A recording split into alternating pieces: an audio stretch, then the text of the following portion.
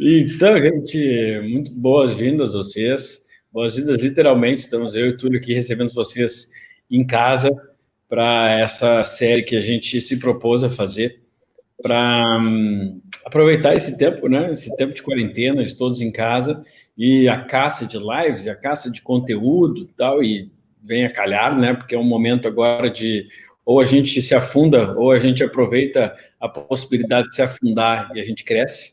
E com isso a gente resolveu participar dessa campanha nacional aí de pessoas tentando ajudar outras. E quando a gente combinou isso, vamos fazer 3 aulas, uma sequência de 3 aulas muito bacanas para explicar para as pessoas tudo aquilo que a gente faz na nossa prática clínica e tal, e tentar trazer algum conforto para essas pessoas, ajudar essas pessoas para se sentirem em evolução no momento em que muitos se colocam em involução, né? É um prazer estar aqui com esse mestre da cardiologia aqui, que é o Túlio, que é um grande amigo meu, e é um prazer muito grande receber todos vocês aí e saber que essa procura foi essa coisa gigantesca e que nos deixou até bastante honrados e orgulhosos, né? Demais.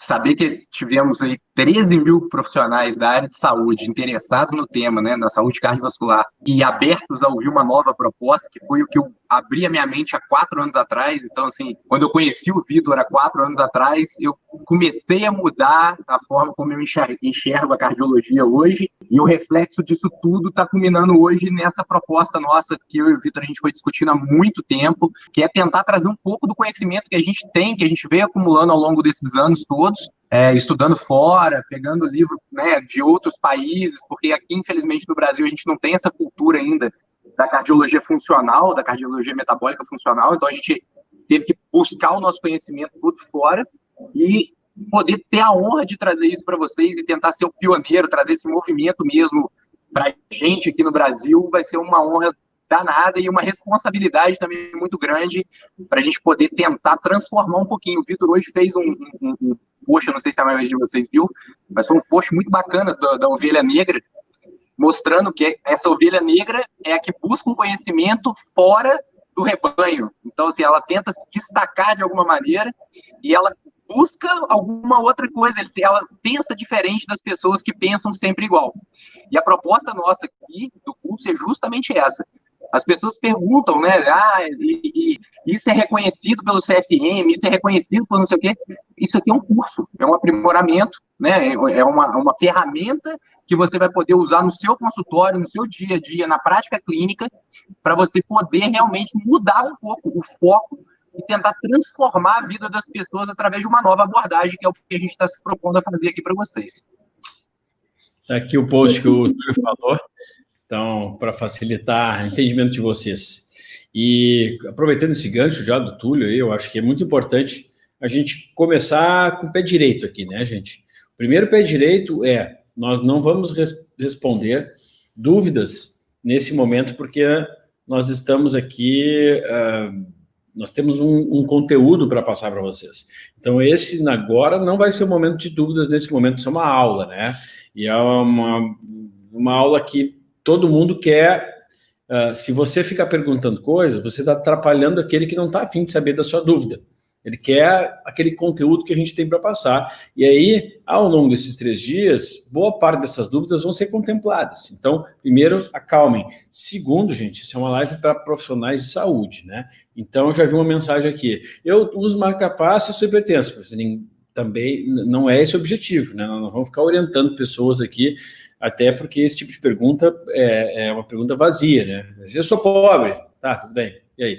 Eu tô broxa, tá, entendeu? Isso não adianta nada, né? A gente tem que levar ao consultório médico e tudo mais.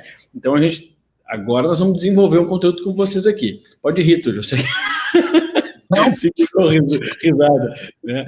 E a gente colocou isso para profissionais de saúde, gente, porque nós temos uma visão muito ampla, né? Muito aberta. Como a gente sabe, quer dizer, a gente ouve falar, né, médicos o tempo todo, de não, que muito importante o exercício físico. Então, se é importante o exercício físico para doença cardiovascular, eu preciso que o educador físico esteja aqui entendendo do contexto, porque você como médico, cardiologista, você nunca foi conversar com o educador físico do seu paciente. Nunca, porque você não entende sobre exercício físico, quem entende é ele. Se você for dar um pitaco, você corre o risco de fazer a mesma coisa que você não gosta que façam. O doutor Google lá ganhou de mim, meu paciente veio aqui com cheio de dúvida.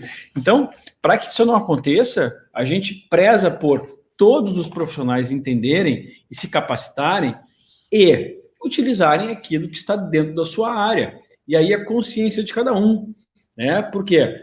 Porque se o paciente, por acaso, me procurar um dia para fazer, não, eu quero que tu me passe um treino. Eu, Vitor, não vou passar, não sei passar o treino. Eu treino musculação, faço esporte desde meus 16 anos, musculação. Agora, vou passar um treino? Não. Poderia até passar? Eu acho que sim, mas não é da minha área. Agora, tem médicos que se sentem confortáveis em instruir o treino do atleta ou do paciente. Bom, o que cada um faz, eu e tu somos assim, né? E eu acho que é uma cabeça de todas as pessoas bem-sucedidas. Eu não me importo com o que o outro faça. Eu até gosto de entender aquilo que o outro faça para eu poder até orientar o paciente. Eu sempre dou esse exemplo, né? Não, tem um paciente lá, eu faço tudo para hipertrofia. Uso os suplementos certos, tal, e aí não dá certo, não está dando certo. Eu tenho que entender que talvez o exercício dele não esteja sendo adequado para ele. Então, se eu não perguntar o que ele está fazendo no final das contas, isso eu estou dando um exemplo muito básico, né? Agora na cardiologia é a mesma coisa. Se tu não entender um pouco de exercício físico, de o que é essa capacidade aeróbia, anaeróbia, que tipo de substratos são utilizados, como isso é adquirido pelo corpo, como a gente otimiza esses processos, ele fica a ver navios. E aí ele comenta superficialmente, não, tem que fazer exercício, cuidado com o excesso. Isso é muito superficial. Aliás, o paciente que ouve isso do Túlio e o paciente hoje, que a gente gosta, que é informado, ele troca de médico. É isso aí. É isso aí. E a ideia do curso surgiu justamente disso, né, Vitor? Que a gente estava conversando. Assim, o quanto que essa nova visão mudou a minha vida profissional, como que isso mudou a vida profissional do Vitor, como que isso impactou no nosso consultório, no nosso dia a dia da prática clínica, como que isso agregou valor à nossa consulta, como que o paciente enxerga a gente hoje de uma maneira totalmente diferente, porque sabe que o nosso entendimento é muito mais amplo do que da grande maioria das pessoas, da grande maioria dos profissionais, e é isso que é o diferencial, gente. Então, assim, a ideia do nosso curso é justamente essa. Então, assim, a gente montou esse seminário para a gente poder mostrar para vocês que ser ovelha negra vale a pena, tá? Vale a pena em todos os sentidos. Vale a pena no sentido de desenvolvimento intelectual seu, pessoal. Vale a pena no sentido de agregar valor à sua consulta, à sua prática clínica, seja você de qual área que for, da área de saúde que for. Então, você conhecer, transitar entre as outras áreas, não significa, o que o Vitor falou, não significa que você vai precisar interferir no trabalho do colega, mas você vai saber, por exemplo, discutir com o colega, né? Por exemplo, ele passou esse treino aqui assim.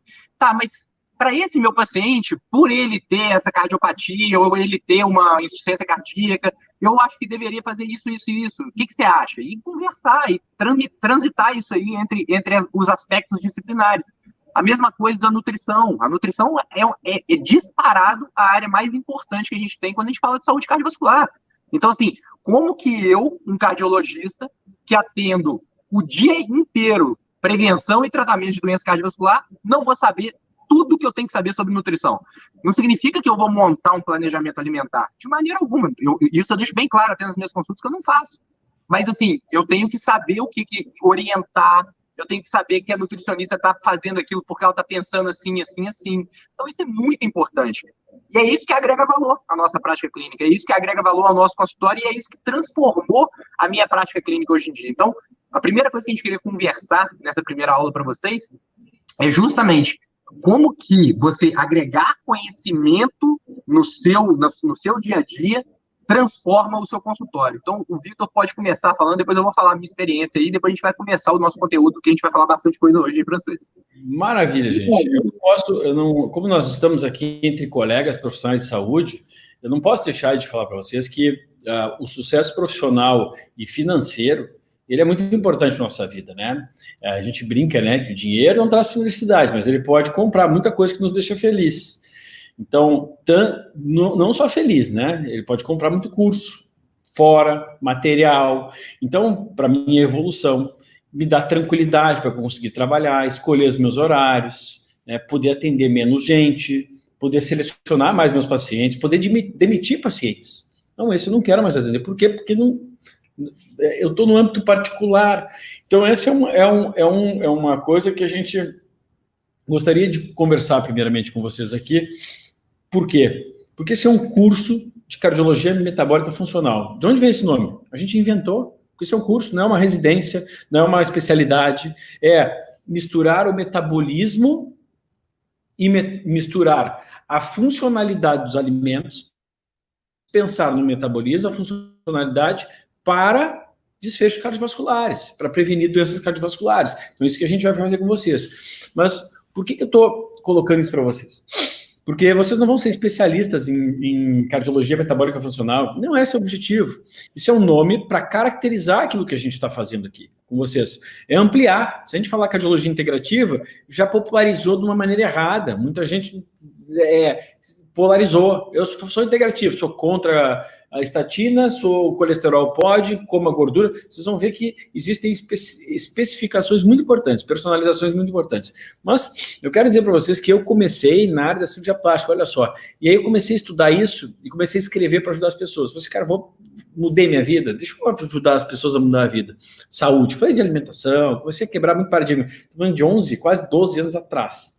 Então, na época que muitos aqui estavam ainda meninos e outros estavam, talvez, nas redes sociais paquerando ou postando foto, como eu também fazia na época, né? Postando foto de restaurante de viagens. E eu estava lá escrevendo em blog e tal, para ajudar as pessoas. Começou a chover paciente para mim, para melhorar o que eu achava que era a minha capacidade naquele momento. Apesar de eu ter transformado minha vida, porque eu tive um diagnóstico de hipertensão, cheguei a usar 3 tarjas pretas, então minha vida estava complicada durante um período. Então, o que eu tive que fazer? Como eu mudei minha vida, eu tinha que passar isso para outras pessoas, está alinhado com a minha missão aqui na Terra, é essa, passar, auxiliar, transformar. Eu comecei a atender, então, os pacientes de cirurgia plástica, eu falo assim, na clínica do meu pai, cirurgião plástico também, vamos fazer o seguinte, eu vou obrigar esses pacientes que querem fazer cirurgia plástica a se cuidarem também. A minha visão naquele momento era qualidade de corpo. Então, vai mudar a composição corporal, vou dar mais jovialidade, vai se sentir melhor, vai ficar mais bonito. Maravilha. Mas comigo não foi esse o gatilho, né? Eu não fiz para ficar mais bonito. É claro que dá para usar dessa forma também, mas eu fiz para ter saúde. Então, quando eu comecei a atender isso, eu vi que, como a abordagem é diferente, passaram a me procurar outros pacientes, que são muito mais bacanas de atender. A gente, assim, por quê? Porque naquela época era o Vitor que fazia um emagrecimento diferente. Era o Vitor, porque eu pensava diferente, era suplemento, e eu peguei rapidamente e coloquei dentro da minha clínica um profissional, um nutricionista e um educador físico, porque eu obriguei os pacientes, querem passar com isso, eu não era meu negócio, então vocês vão pagar alto. Para quê? Para passar pelos 3. Não, mas eu quero passar só pelo Vitor. Não. O Vitor não acredita que ele sozinho possa trazer a mudança numa época em que falar, por exemplo, para evitar pão no café da manhã, né? Isso não quer dizer que está errado comer pão, né? Mas naquela época, falar para uma pessoa que o pão não era saudável, se ela estava gorda, o pão no café da manhã não era saudável, ela falou, mas como assim? É integral, né? E hoje em dia fica banal, as pessoas já nos procuram sabendo disso. Então, o que acontece? Como assim não pode comer de 3 horas? Não pode, mas não é necessário, está desse tamanho. Então, como eu falava isso, eu precisava de profissionais juntos, era tudo novidade, então era obrigação. E como não era o meu negócio, eu fiz isso dentro da minha clínica. O resultado foi tão legal, bom, que eu abandonei totalmente a área cirúrgica, abandonei totalmente, e passei a fazer isso, porque dá muito mais prazer para mim, imagina, transformar vidas. Mas o que eu comecei a fazer, hoje, se vocês que são médicos principalmente, ou nutricionistas, hoje, todo mundo faz, querido. Todo mundo faz. Emagrecer pensando num modelo de alimentação diferente, estratégias nutricionais, tal, qualquer um faz. Então, você é substituível. Se você ficar focando em emagrecimento, ganho de massa muscular, que tira foto com um atleta, que não é atleta, que é um bodybuilder do lado lá, não estou falando mal, né? Mas para mim, atleta é jogador de vôlei, de futebol, mas isso aqui é bodybuilder, não é uma classificação fisiculturista, que eu acho legal demais também. Mas como isso aparentemente traz fama, mas é uma fama temporária, porque tu perde o paciente, e esse paciente vai em ti, conseguiu ficar fortinho, emagrecer, amanhã ele vai em outro, porque é o novo famosinho da hora, e vai, agora na minha cidade tem alguém, ele te troca. Ou seja, processo de emagrecimento aqui, de gerenciamento de peso, vai fazer parte do que a gente vai ensinar para vocês aqui. Vai fazer parte, porque não tem como a pessoa com sobrepeso, ela tem mais doença cardiovascular, maravilha, e tem aumento de risco. Entretanto, isso tem que ser no consultório de vocês todos, ou na prática de vocês todos, tem que ser isso aqui, ó. Porque esse paciente, geralmente, é o que já gastou dinheiro com tudo que é coisa, que tu é mais um, se não der certo, às vezes ele te troca, vocês sabem como é que é essa prática, e ele não tem obrigação nenhuma de ficar com você, né? Ele não fideliza, e não valoriza tanto você. Porque amanhã o outro pinta outra pessoa. Se tu transformar a vida da pessoa, a saúde da pessoa, conseguir reverter alguns sinais pesados, doenças cardiovasculares e tal, pronto.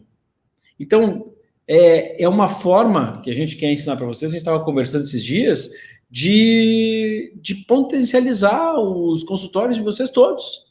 Parar de pensar só nesse negócio de emagrecimento. Então a gente fica muito feliz que esse tanto de gente se inscreveu num seminário para aprender sobre doença cardiovascular. Por quê? Porque ninguém quer saber disso. Não é mesmo? O cardiologista lá o 201 de colesterol estatina e vai para casa. Um pouquinho de hipertensão, dá um antihipertensivo, cuidado aí, olha a dieta, olha não sei o quê. E o próprio cardiologista desse tamanho, entendeu? Então, e outra coisa que eu percebi, e aí é algo que o Túlio pode passar para vocês, eu vou passar a bola para ele, é que os pacientes, cara, deixa eu contar para vocês aqui, quem tem pacientes meus aqui no meio, gente, a minha consulta custa R$3.000. Sabe o que é o paciente para sentar na minha frente pagar R$3.000? Esse é o custo para sentar na minha frente. Porque eu sou muito bom? Não. Mas aquilo que eu me proponho a fazer, eu vou até o fundo. E aquilo que eu não sei fazer, ó, quantos pacientes eu mando para o Túlio lá? Quantos pacientes eu mando para a Ana, para uma oncologista amiga minha? Quantos pacientes eu mando para a Jubica, endocrinologista lá com alguns problemas? Cara, eu mando para um monte, mando para o Tanuri, mando para um monte de gente, para o Domingos, para a Érica. Eu sei encaminhar, eu sou um ponto de encaminhamento daquilo que eu não sei fazer muito bem. Que eu acredito que eu sei fazer muito bem, por quê? Porque senão não estaria há 11 anos dando certo, né? 11 anos dando certo, podem falar, porque o Vitor isso, aquilo, 11 anos dando certo. E nenhum paciente é louco de ficar pagando 10 vezes a mesma, cada 6 meses lá no Vitor, pagando R$3.000. Como é que eu consegui fazer isso? Poxa, qualificando meu trabalho e não me propondo única e exclusivamente a emagrecer, porque para emagrecer eu posso cobrar nada. Vitor, isso é mercantilismo? Não, isso é o sonho de muitos de vocês. Poder cobrar bastante, atender menos e qualificar a sua consulta. Ficar o tempo que der. Os pacientes assim, quanto tempo eu tenho, Vitor? Quanto tempo quiser, querido, tá aqui. Eu estou para ti aqui, eu quero mudar a tua vida. E eu e minha equipe. Então, isso não é para que vocês, mas eu preciso cobrar. Não, tem o teu ideal de vida. Mas eu estou trazendo para vocês aqui o que acontece naturalmente nas nossas práticas quando a gente se qualifica e não fica sempre na mesma coisa. Sabe fazer muito bem aquela coisa? Maravilha, cara. Eu sei bater falta, o Cristiano Ronaldo. Treinou. O que ele vai fazer? Agora eu vou para outra posição, porque aqui já tá batido. Não adianta. Aqui já está batido. Maravilha. Túlio. Desculpa aí. Só uma coisa que você falou aí que eu não concordo de jeito nenhum. É que você falou assim, eu não sou muito bom no que eu faço. Cara, você é muito bom no que você faz. Você para de ser modesto. Porque você está sempre evoluindo, Tulião, né? Cara, eu aprendo por ver, fazer um curso contigo e conversar contigo é aprendizado, cara. Então, esse é sinal. Mas, cara, eu acho que isso é a coisa mais bonita que existe em você e é a coisa mais bonita que existe em qualquer pessoa que cresce, cara, porque ela tá o tempo todo evoluindo em constante aprendizado. Quando eu falei contigo que há 4 anos atrás eu mudei a maneira como eu penso hoje da cardiologia, cara, foi uma quebra muito difícil de paradigma para mim. Porque eu venho pro pessoal que não me conhece, eu venho da escola mais tradicional de cardiologia que existe, que é o Dante Pazanese. Então, assim, o Dante Pazanese é realmente assim, é o top das residências médicas em cardiologia que existem, mas é uma residência médica ultra mega tradicional. Então, eu saí de lá com uma visão ultra mega tradicional. E você quebrar, romper isso, conseguir ir aos poucos mudando, modificando, não é uma coisa fácil de ser feita. Então, assim, a mesma forma que o Vitor vem aprendendo, eu também venho aprendendo, mas é muito mais do que o Vitor vem aprendendo, não tem a menor dúvida. Então, assim, a gente vai realmente aprendendo com o outro o tempo todo. E quando a gente monta um curso, como a gente montou há um tempo atrás, que foi o Forte Coração, cara, aquilo é um aprendizado monstruoso, porque eu pego as aulas do Vitor para estudar, e eu não sei um monte de coisa que ele fala, aí ele pega as minhas para estudar, ele fala que também aprende um monte de coisa com as minhas aulas que ele também não sabia, e isso vai moldando o nosso modo de pensar e o nosso modo também de consultar os pacientes. Hoje em dia, eu tenho certeza que o Vitor faz na consulta dele coisas que ele não fazia 2, 3 anos atrás. Assim como eu também faço coisas que eu nunca imaginei que eu fosse fazer na minha vida. E é isso, gente. Isso que a gente está aqui hoje para tentar mostrar para vocês. Que esse aprendizado contínuo, essa massinha que a gente de modelar aí, a gente ir se modelando com o tempo e aperfeiçoando o nosso trabalho, é que vai trazendo valor ao nosso negócio.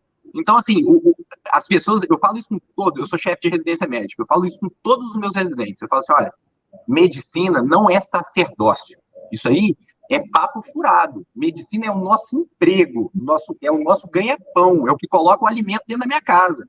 Eu tenho 2 filhos para criar, eu tenho pai e mãe para poder ajudar a sustentar. Então, eu tenho coisas para cumprir que eu preciso ter o meu ganha-pão. Não significa que eu preciso ser uma pessoa mercantilista, como o Vitor falou, egoísta, de maneira alguma. Eu sou uma das pessoas mais mal abertas que existem.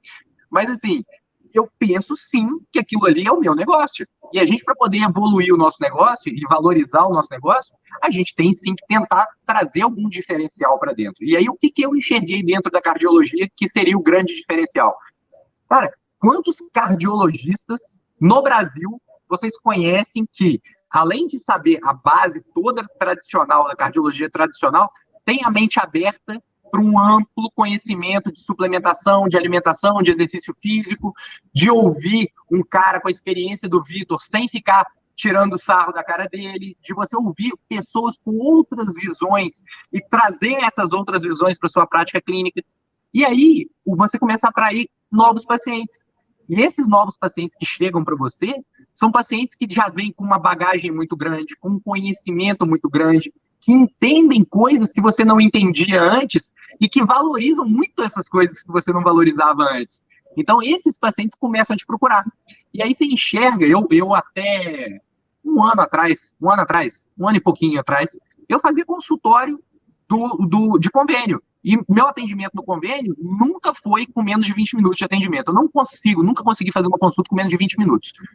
Eu já achava um tempo muito pequeno. Tinha consulta minha que no convênio durava 40 minutos, 50 minutos. E aí eu comecei a pensar, falei, poxa, mas eu tô ganhando R$80 para poder ficar aqui 40 minutos, 50 minutos com esse paciente, aí eu já não estava achando justo para mim. Então tem uma hora que você também tem que pensar assim, poxa, o que eu faço é justo para mim?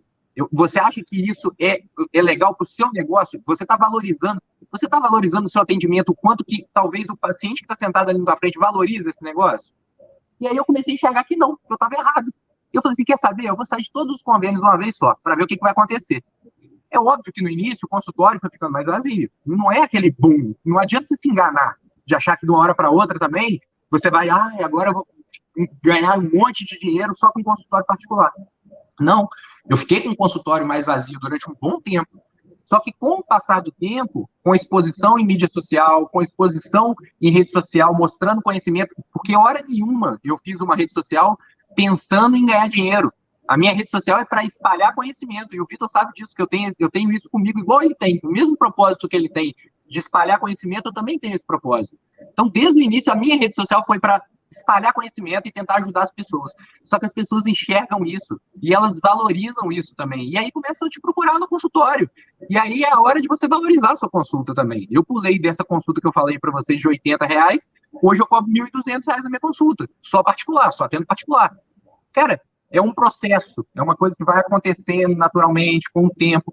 Só que o que acontece com a minha consulta? A mesma coisa que acontece com a consulta do Vitor. Eu chego, o paciente, eu não tenho horário para o paciente, assim, é 1 hora de consulta, é 1h30 de consulta. Não, eu estou ali até ele resolver todos os problemas dele. Se demorar 30 minutos, 40 minutos, ok. Se demorar 1h30, 2 horas, ok. Eu estou ali para resolver o problema do paciente. E isso é um dos diferenciais que a gente aprende, né, Vitor? Quando você está fazendo muito consultório, você começa a entender isso. E eu vou te falar um outro diferencial que eu vejo muito grande dentro da cardiologia, dentro da medicina, que é uma quebra de paradigma que os médicos antigos ainda têm, que é de se colocar num patamar acima do paciente de você se isolar um pouco do paciente, de você não ter tanto contato com o paciente e de você não saber se comunicar com o seu paciente. Então, durante o nosso curso, né, que talvez nem seja no seminário, mas talvez no curso mesmo, a gente vai mostrar várias formas de você ter verbalização mesmo, figuras de linguagem, como se comunicar com o seu paciente. Analogia, metáfora. Tudo isso faz muita diferença na prática clínica. E você dá abertura para o seu paciente. Aí é uma coisa minha particular, eu dou o meu WhatsApp pessoal para todos os meus pacientes. Por quê? Eu acho justo.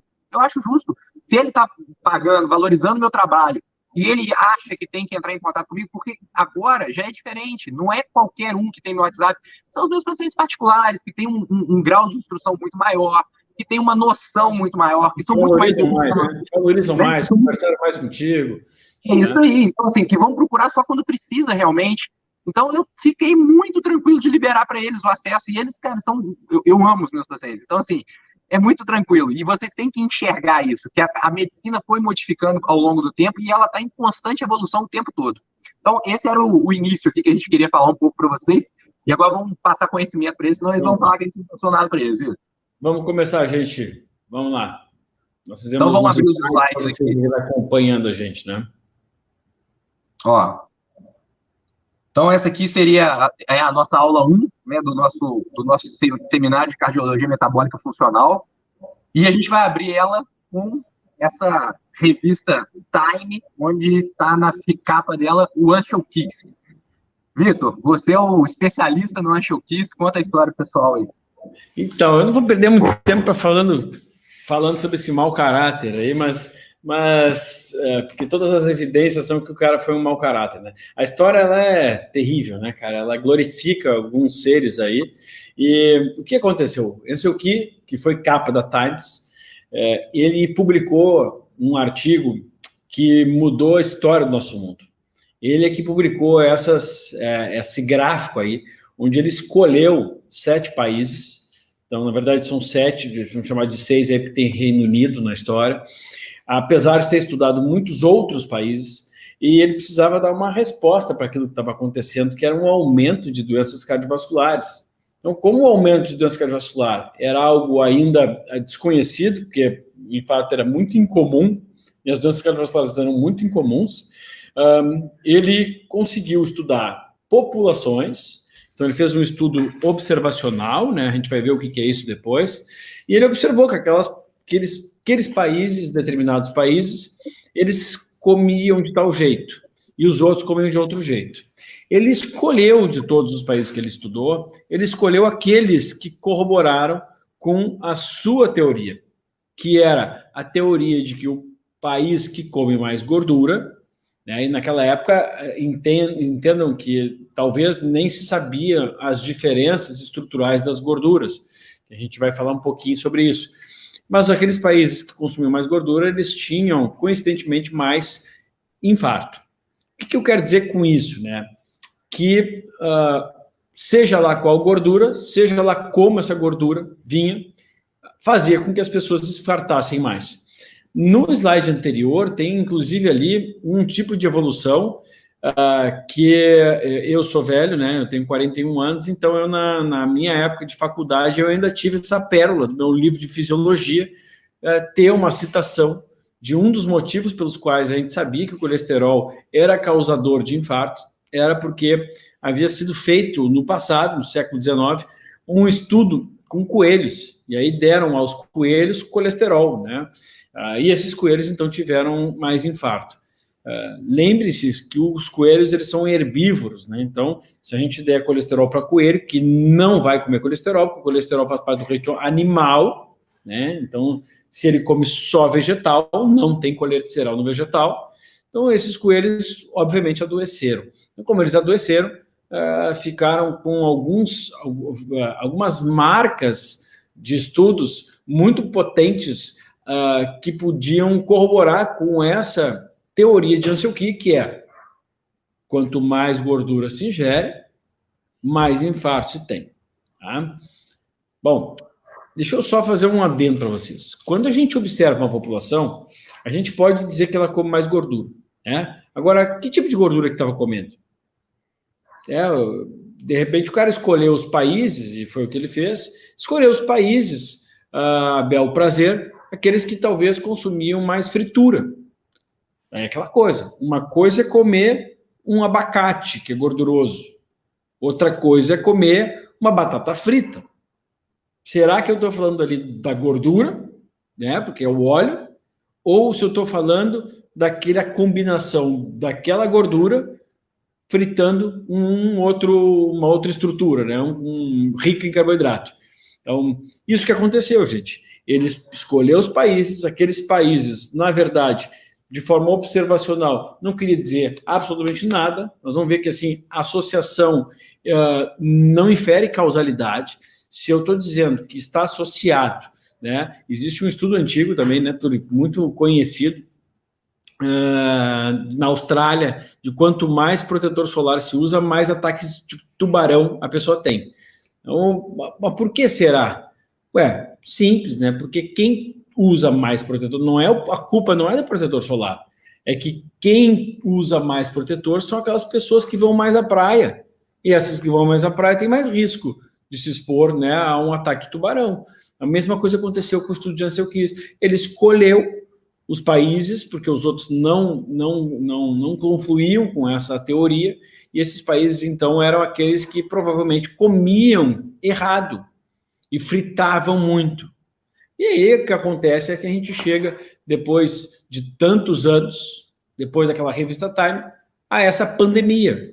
É engraçado, né? A gente ouve falar de pandemia de coronavírus, pandemia disso, daquilo. A pandemia da obesidade não cura nunca, não resolve nunca, não existe remédio para isso, são hábitos que resolvem isso, e aí, ó, continua saindo de casa e continua comendo o que tu quiser. E essas pessoas com sobrepeso e obesidade são as que mais infartam, são as que mais enchem as UTIs. Né? O Túlio é chefe de UTI, a maioria dos pacientes que estão lá ferrado são pessoas que estão esculhambando na alimentação e estão com sobrepeso importante, né, Túlio? Não tem a menor dúvida disso, né? Então, assim, quando a gente fala em pandemia, a verdadeira pandemia é a obesidade, né? Não tem a menor dúvida. Você parar para ver e pensar que mais da metade da população mundial tem sobrepeso é uma maluquice, é uma insanidade, é uma insanidade. Nos Estados Unidos, essa taxa chega a mais de quase 70% das pessoas nos Estados Unidos com sobrepeso. Se você pegar a taxa de obesidade no Brasil, ela é em torno de 25%. É muito absurdo, é muito absurdo. Então, assim, é óbvio que você pegar e parar para pensar que a obesidade é um problema que veio em decorrência do aumento do consumo de gordura, também é uma imbecilidade você pensar isso. Você vai me desculpar, mas não faz o menor sentido. O menor sentido. O que aconteceu ao longo do tempo e que veio realmente modificando os hábitos alimentares das pessoas foi o processo de industrialização. Quando ocorre o processo de industrialização, o que acontece? Primeiro que a caloria dos alimentos vai lá para cima, já sobe vertiginosamente. Só que ela sobe vertiginosamente às custas de carboidratos simples e refinados. Então, são vários tipos de xaropes, de açúcares simples que eles vão colocando dentro dos produtos industrializados e que isso, sim, ao longo do tempo vai causando elevação absurda do sobrepeso, elevação absurda das taxas de obesidade e tudo isso trazendo em conjunto o que a gente chama de síndrome metabólica, que é o que a gente vai conversar depois daqui para frente um pouquinho. Eu, particularmente, Vitor, eu gosto de chamar a síndrome metabólica, na verdade, de síndrome hiperinsulinêmica. Porque eu acho que o cerne da síndrome metabólica é a hiperinsulinemia. E as pessoas têm que entender o que leva à hiperinsulinemia e por que a hiperinsulinemia é o centro daquilo tudo ali. Então, assim, o que é a insulina? Né? A insulina é um hormônio, né, todo mundo sabe, que basicamente tem como função pegar o açúcar que está na sua corrente sanguínea, jogar para dentro da célula, para levar energia para dentro da célula. Só que dentro das inúmeras coisas que a insulina faz, ela faz isso aqui, ó. Ela faz a lipogênese.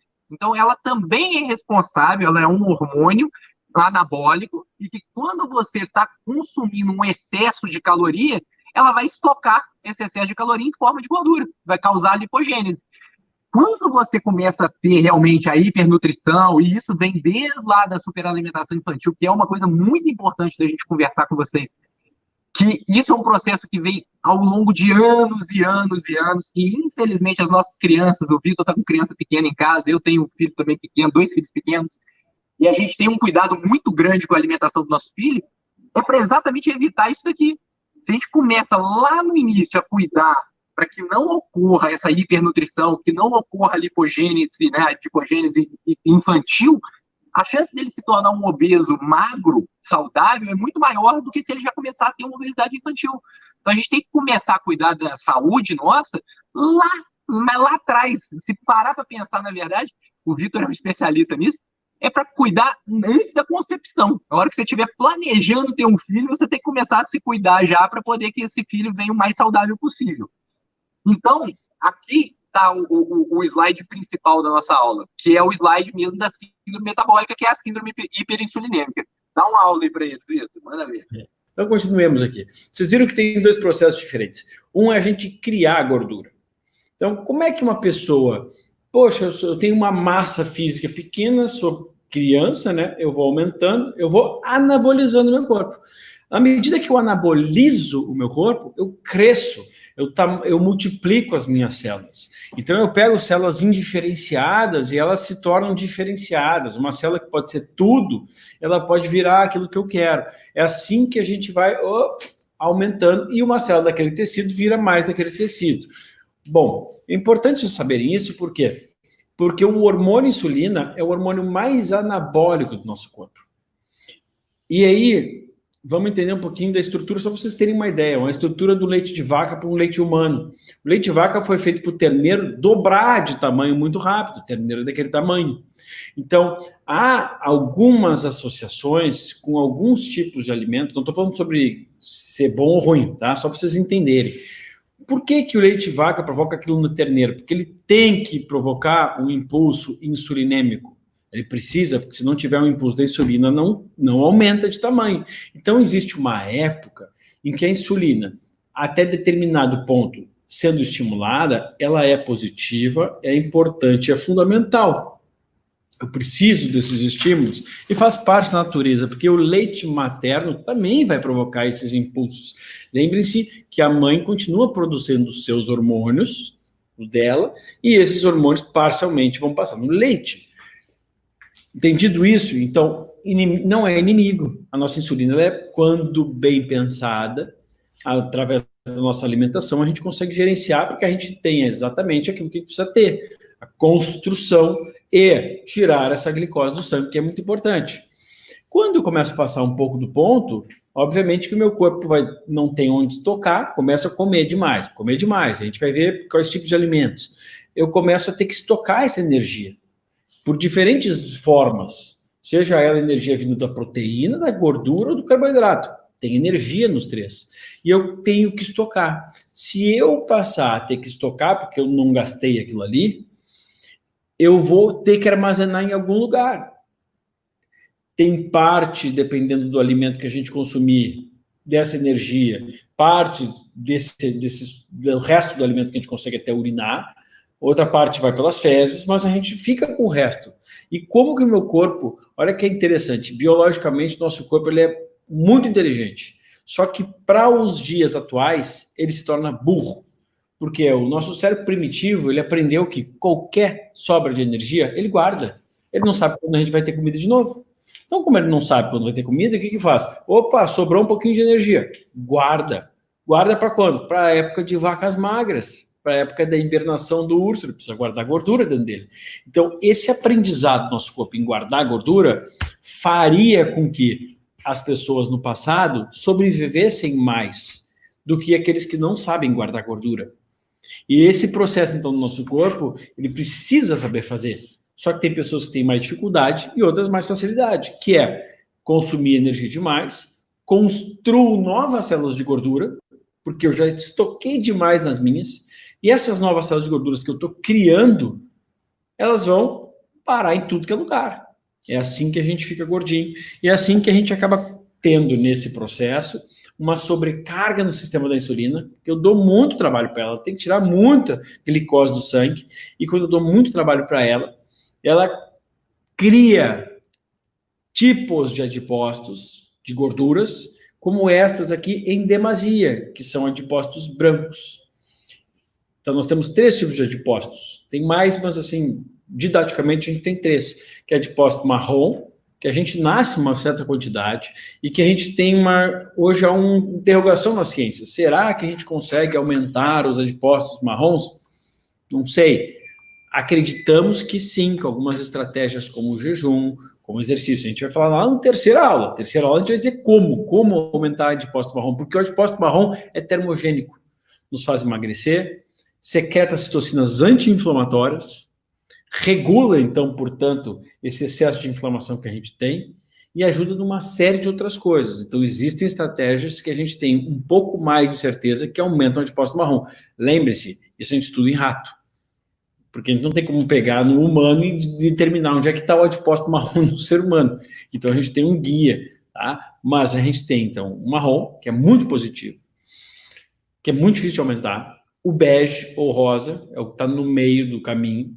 A gente pode até, sugere-se, supõe-se, hipótese de que a gente pode transformar ele em marrom, mas ele estando em cima do muro já é até positivo, porque se eu conseguir manter ele como bege, ou então fazer com que eu provoque uma begeificação, né? Os adipócitos ficam menos brancos, mais beges, eu tenho um neutro que não secreta tanta citocina inflamatória, e eu tenho o adipócito branco.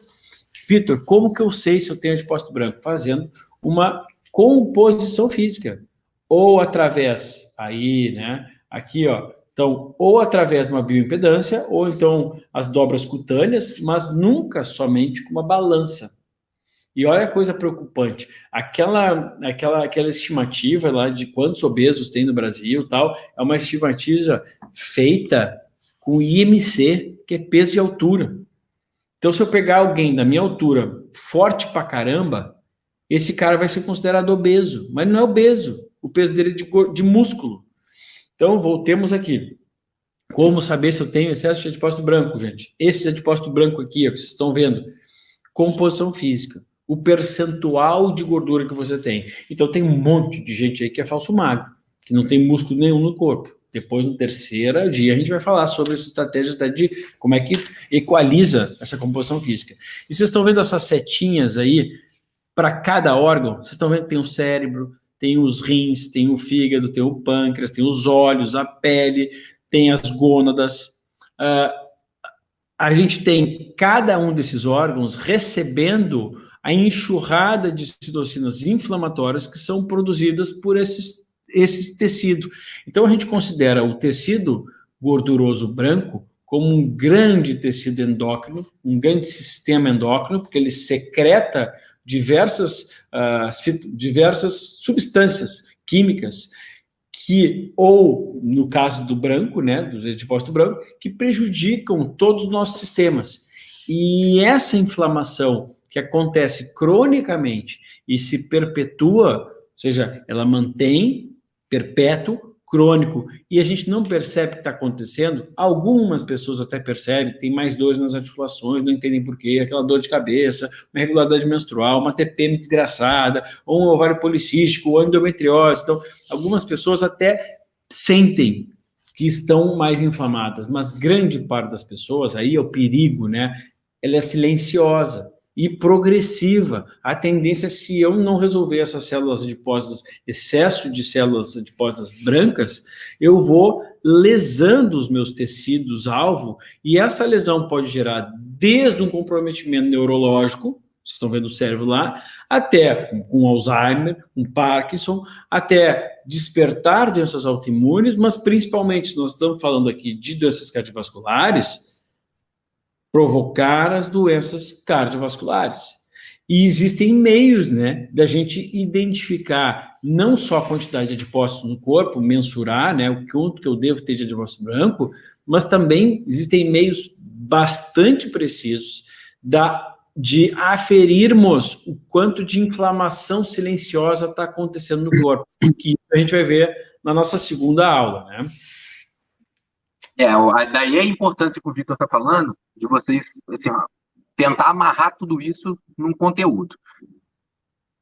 Tudo que o Vitor falou leva a um conceito clássico da aterosclerose, que é a inflamação subclínica crônica. O que é essa inflamação subclínica crônica?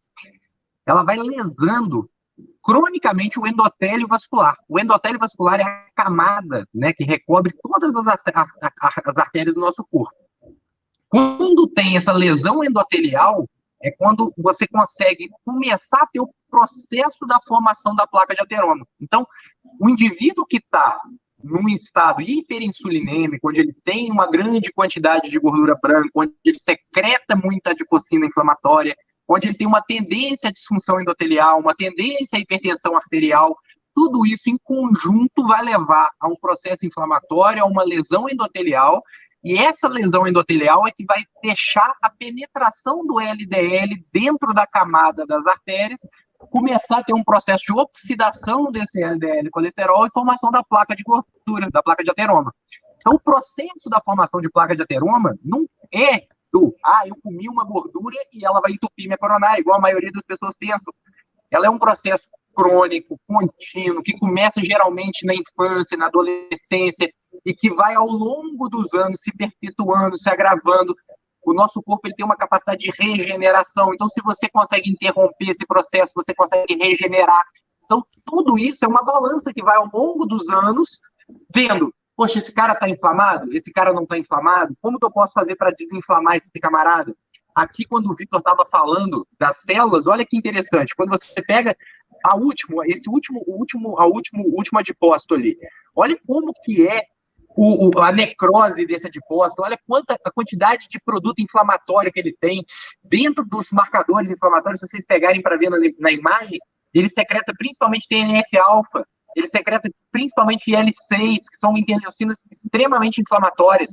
Então, esse tipo de adipócito, ele é um produto inflamatório e que vai te inflamando, e igual o Vitor falou, você não sente. E quando você vai ver, você já está num processo inflamatório crônico e que você tem que fazer alguma coisa para frear. E aí, quando você vai estudar como frear esse processo, você tem que agir na base do processo. Qual que é a base do processo que eu falei para vocês? Não é uma síndrome hiperinsulinêmica? Então, a gente tem que agir pensando em reduzir a insulina desse paciente. A gente, quando reduz, pensando em reduzir a insulina, você vai ver que todos os outros marcadores, eles caminham mais ou menos em conjunto.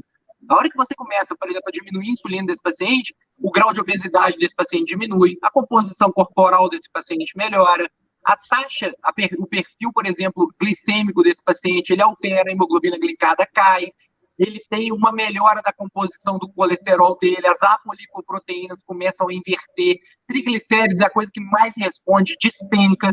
E aí, se você for parar para pensar qual é o tipo de dieta, qual o tipo de alimentação, o que tem mais evidência científica falando a respeito de hiperinsulinemia? Não tem a menor dúvida que é low carb. Ali saiu low carb, mas é low carb, tá, gente, aqui no slide.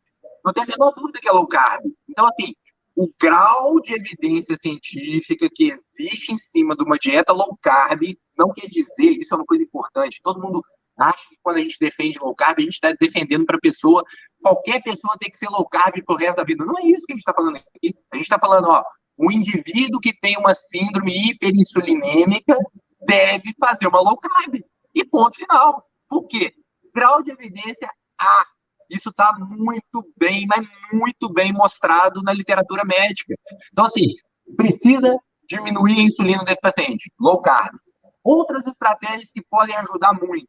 Jejum intermitente, não tem a menor dúvida disso. Isso, inclusive, é uma ruptura até de paradigma, porque a American Heart Association, que é uma das associações mais engessadas que existem, ela soltou há 1 ano e meio atrás, mais ou menos, uma diretriz defendendo o jejum intermitente, falando que deveriam todos os pacientes com problemas cardiovasculares anteciparem a última refeição para em torno de 6 horas da tarde. Assim, eles não falam para você pular o café da manhã ainda não, mas eles já falam para você fazer a última refeição do dia o mais cedo possível para você prolongar o seu período de jejum. O que já é uma ótima evidência, você já começa a ficar feliz, porque antes as pessoas, quando você falava de jejum intermitente, as pessoas riam na sua cara, né? Então, assim, as coisas vão mudando, as diretrizes vão se aprimorando, demoram. Por quê? Geralmente a pessoa que está lá dentro não é uma ovelha negra. Geralmente a pessoa que está fazendo uma diretriz é uma ovelha branquinha, que está lá no meio do rebanho, confortável, às vezes sendo alimentado por produtos ali, por indústrias, às vezes alimentícia ou por indústria farmacêutica. Então, ela está ali no meio daquele negócio todo, e quando ela vê para poder fazer uma ruptura, ou tem que trazer alguém de fora para começar a escrever essas diretrizes, uma pessoa que tem uma visão mais ampla, ou ela tem que ter um grau de evidência que é irrefutável, para ela poder falar assim, ó, eu estava errado, eu preciso mudar isso na diretriz. Tem que ser um grau de evidência muito alto para o camarada virar de um ano para o outro e falar assim, eu vou mudar isso na diretriz. Né, Vitor? Então, o que a gente mostrou ali, né? Que a porta de entrada, nesses casos de hiperinsulinemia, é a low carb. E que ele pode evoluir, fazer uma dieta, um jejum intermitente, que ele pode evoluir, fazer uma cetogênica, que ele pode passar por um fast mimicking diet, que eu quero mostrar para vocês aqui, só para apresentar para vocês esse conceito, que eu acho que muita gente não conhece, nunca ouviu falar. E ele pode, inclusive, fazer um plant-based, né, que seria vegetariano, vegano, também com esses conceitos de evitar cargas glicêmicas elevadas, né? Porque o grande conceito é quando a gente gira essa roda, quando a gente tem todos os mecanismos, a gente escolhe o que é melhor para cada um depois. Inicialmente, sem dúvida alguma, o mais validado é o low carb, para a gente iniciar esse processo. Bom, a gente trouxe para vocês aqui o Fast Mimicking Diet, esse slide, porque é muito interessante. Esse slide, esse estudo, tem um cara, tá vendo aquele último lá, Walter DeLongo? Então, esse cara é sensacional. Todo mundo que quer saber sobre Fast Mimicking Diet, que é uma dieta que simula o jejum, pesquisa com ele. Porque os estudos são muito, mas muito bacanas. No meu spa, a gente faz isso. É uma alimentação que come, mas é tão baixa a carga glicêmica durante essa semana que é como se estivesse no processo de jejum. Ele está entregando o mínimo, está entregando alimentos ricos, né, com muitos micronutrientes, mas a sensação do corpo é que ele não tem excesso. Então a insulina vai lá para o chão e aí acontecem outros processos. Aqui nesse estudo, ele conseguiu evidenciar com esse estudo aqui, é claro que, lembre-se, gente, a gente ainda tem um caminho a percorrer, isso é relativamente recente na ciência, eu quero chamar a atenção, nós trouxemos para chamar a atenção de vocês. Mas ele mostrou regeneração de células B pancreáticas.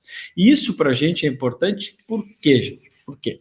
Primeiro que devemos estar sempre abertos a aprender o novo. Sempre, sempre. Devemos sempre ser humildes para entender que, apesar de sabermos o que a gente acha que é muito, a gente nada sabe. E quando vocês imaginaram que haveria talvez uma possibilidade de reverter um diabetes com as células pancreáticas que produzem insulina já destruídas, elas conseguiriam talvez se regenerar. Eu não estou dizendo que isso vai acontecer, eu estou dizendo que há um caminho na ciência, e o Walter Longo é extremamente respeitado como cientista, e ele vem se dedicando quase que exclusivamente a isto, a pesquisar esse modelo de alimentação, mas o que a gente sabe é que, além de comer bem, comer menos, aquela coisa que a gente falava lá no passado, é interessante, mas desde que a gente coma aquilo que vale a pena. Então tem pessoas assim, não, vou fazer uma dieta de baixa caloria, então é isso aí, vou comer um brigadeiro por dia e um pãozinho. Não, isso não é fast mimicking diet. Não é. É comer comida de verdade, nesse caso aqui é mais vegetais até, e com uma carga muito baixinha, para que o corpo consiga provocar outros efeitos, e aí é um jogo hormonal muito complexo que acontece, para que haja possibilidade do corpo trazer isso aí. E vejam bem, essa estratégia ela não passa geralmente de uma semana. Ela tem um momento para acontecer. Aqui tem, então, mostrando aqui na imagem aqui embaixo, vocês conseguem enxergar que há um processo regenerativo de células beta-pancreáticas, quando se submete aqueles indivíduos a dietas de baixíssima caloria, simulam jejum, mas muito densas em micronutrientes. Isso não é jejum intermitente, gente, isso é fast mimicking diet.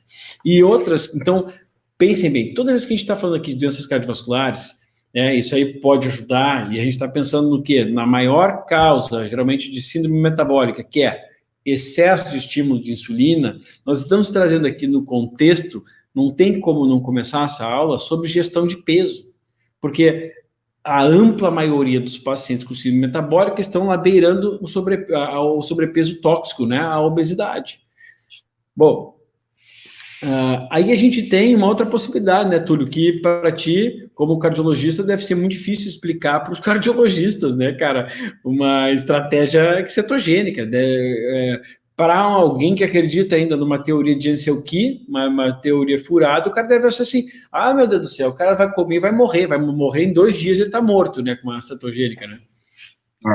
Isso aí, Vitor, é uma das coisas assim que quando chega um paciente no consultório e ele já vem até armado, né, também, o próprio paciente já vem cheio de preconceito para cima de você, quando você vai conversar sobre alimentação com ele e tentar demonstrar que a gordura não é o vilão que ele imagina que é e que existe um vilão muito maior, que talvez seja o excesso do carboidrato ali no caso de cada um dos pacientes, é claro que tudo é sempre muito individualizado, né? Existem pacientes que sim, o excesso de gordura pode ser o grande vilão, né? Tem pacientes que vão metabolizar muito mal a gordura saturada de cadeia longa e que ela sim pode ser o vilão para aquele paciente. Mas a gente tem que saber identificar isso. E é uma das coisas que a gente fala também ao longo do curso aí para poder as pessoas entenderem de polimorfismo genético, enfim. Quando a gente fala o Vitor estava falando da dieta cetogênica, então a dieta cetogênica é uma dieta extremamente rica em gordura. Então, é uma dieta onde a base dela é praticamente nada de carboidrato e muita gordura, tá?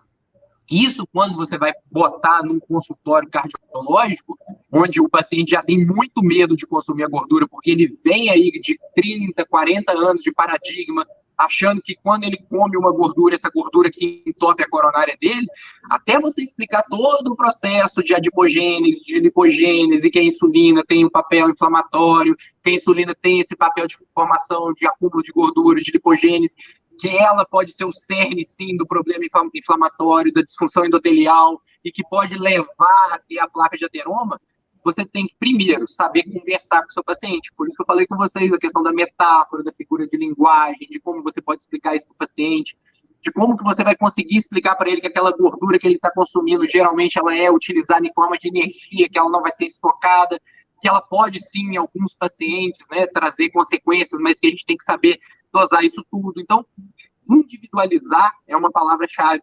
É claro que o Vitor trabalha com isso muito mais do que eu. O Vitor sabe muito bem que tem paciente, por exemplo, que ele pode pensar em colocar ele numa cetogênica e o paciente voltar para ele 2 meses depois com os marcadores todos piores do que estavam antes. E ele fala assim, puta, mandei mal de colocar ele na cetogênica, porque para esse paciente a cetogênica não é uma boa ideia. Então, assim, tudo tem que ser individualizado, tudo na prática clínica a gente tem que também tentar fazer experiência, a gente só vai conhecer o paciente botando o paciente na prática clínica nossa mesmo no dia a dia. A gente dificilmente vai acertar logo de cara tudo no paciente. Eu, por exemplo, que sou um médico que ainda trabalho muito com alopatia, porque os meus pacientes, a maioria precisam tomar remédio. Então, assim, eu tenho, por exemplo, controlar a hipertensão arterial de pacientes que são refratários e que só remédio vai resolver, até eu achar qual a melhor medicação, qual o melhor horário para tomada da medicação, qual a melhor dose para tomar a medicação. Tudo isso tem influência e é muito individualizado para cada tipo de paciente. E a mesma coisa acontece com a nutrição. Então, por exemplo, você colocar o paciente... Eu tenho um caso, Vitor, que foi muito bacana, cara, no consultório. O paciente, ele chegou para mim, porque ele foi por colesterol. Eu tô com colesterol muito alto, não sei o que, não sei o que, não sei o que. E quando eu olhei os exames dele, ele não tinha nenhum marcador inflamatório ruim. Os exames eram ótimos, excelentes. Ele era um indivíduo magro, atlético, com boa composição corporal, que tem bastante músculo e tudo. Só que ele é um indivíduo que estava fazendo uma dieta paleolítica. Basicamente uma cetogênica paleolítica mesmo, com altíssima carga de carboidrato, de gordura saturada. Cara, ele estava com um colesterol total de 383 e um LDL de 270 e cacetado. Era muito alto, muito alto. E ele extremamente preocupado com aquilo. Eu falei, olha, apesar de você realmente ter todos os marcadores bons, tá num nível muito exagerado. Vamos tentar mudar um pouco e adaptar essa alimentação sua? Se você quiser radicalizar, tenta radicalizar e faz, por exemplo, uma dieta, uma plant-based, para a gente ver o que vai acontecer se você fizer uma plant-based. Cara, ele teve uma aderência, Vitor, de 40 dias com plant-based. Ele que saiu do colesterol total de 380 cacetada para um colesterol total de 162. Uma coisa absurda a resposta dele em 40 dias de mudança alimentar. Claro que guiado por nutricionista, tudo e tudo. É óbvio que ele não vai conseguir ficar na plant-based durante muito tempo, porque ele é um cara que gosta. Mas aí é encontrar o equilíbrio, né, cara? Ele já viu que o extremo não deu certo, o outro extremo. É isso, é o que eu quis mostrar para ele. Eu falei assim, você não precisa ser aquele cara que faz a paleolítica e nem precisa ser o cara que vai ficar consumindo só plant-based o tempo todo. Vamos buscar o equilíbrio para a gente ver como que os seus exames vão equilibrar e chegar num ponto de equilíbrio numa alimentação natural de longo prazo. Foi isso que eu tentei propor para ele, né? Perfeito. E essa cetogênica, gente, aquilo ali são os 3 combustíveis, né, que a gente utiliza. Então, eu estou fazendo uma cetogênica, né? Eu posso usar a cetogênica, a primeira vez que ela foi estudada lá para transtornos mentais, pessoas que tinham convulsões repetidas, e ainda é utilizada para isso. Aliás, existe um centro em Minas Gerais, eu acho que em outros lugares também, em Minas Gerais, que trata as crianças refratárias lá e outros adolescentes refratários que o remédio não está funcionando, trata com dieta cetogênica e consegue excelentes resultados.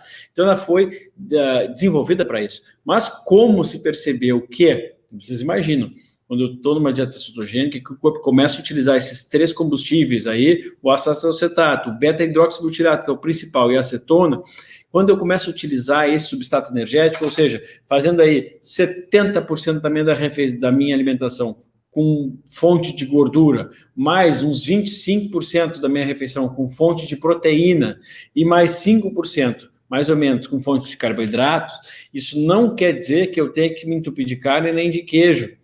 Eu posso tranquilamente fazer, inclusive, tranquilamente não, que é difícil, mas dá para fazer uma cetogênica, inclusive, em quem é vegetariano, para vocês terem uma ideia. Tá? Então, existem formas de compor isso. Eu vou escolher os alimentos que têm determinada quantidade de gordura, de carboidrato, de proteína, e isso vai contar no final das contas, né? Então, quando eu utilizo aqueles substratos energéticos, aquele tipo de energia, a nossa insulina vai a 0 praticamente. Alguém que está em cetose, em dieta cetogênica, a insulina, ela não vem 1, 2, quase nada. Só você ter uma ideia, pessoas que já estão com resistência insulínica, ela chega em insulina 50 em jejum, 40 e tantos, 50 em jejum. A pessoa que está num processo drástico de resistência insulínica. Insulina já assim, passei a noite inteira em jejum, era para estar 0 de manhã, 5, 6, 10 de manhã. Não, está 30, está 20 e tantos. Por quê? Porque não deu conta do recado. Eu jantei, faz 10 horas que não como nada, a insulina está alta. Imagina a hora que eu como, o que acontece? Vai lá para caceta, né? E aí a insulina, a glicose provavelmente não está sendo bem controlada. Então, aquela estratégia seria para mostrar para vocês uma estratégia que pode potencialmente regenerar células B pancreáticas. Ainda precisamos de muitos estudos, mas há um caminho da ciência aí. E uma outra que já está muito bem estabelecida, estudada, que é quando a gente utiliza, ao invés desse combustível açúcar, a gente utiliza o combustível corpos cetônicos, dessa combustão, né, de uma via diferente mitocondrial, uma via diferente de se adquirir energia através das gorduras. Bom, então, próximo slide está aqui. Aqui a gente quis colocar esse slide aqui só para vocês verem algumas coisas que eu acho importante da gente aqui no nosso seminário conversar. Primeiro, a gente sempre vai falar em medicina baseada em evidência, porque eu pratico medicina baseada em evidência, o Vitor pratica medicina baseada em evidência. Só que a gente tem que entender que a medicina baseada em evidência, primeiro, ela é falha em alguns aspectos, porque tem muitas coisas que a gente gostaria de aplicar na medicina baseada em evidência e que nunca vão ser estudadas na medicina baseada em evidência, às vezes por falta de patrocínio, às vezes por falta de interesse da indústria, às vezes por falta de pesquisador em cima daquilo mesmo. Então, assim, tem muita coisa que, infelizmente, a gente não vai ter nível de evidência.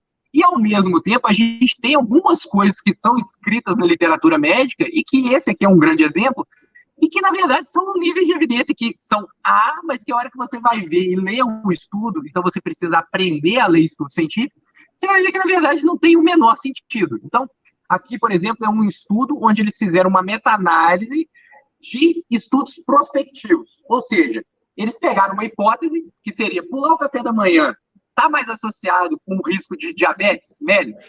Essa foi a hipótese que eles deram para o estudo. Fizeram uma revisão sistemática, que é uma meta-análise de estudos observacionais, e eles chegaram à conclusão de que se você pular o café da manhã, está aqui no resultado do estudo, se você pular o café da manhã, você aumenta o risco de ter diabetes.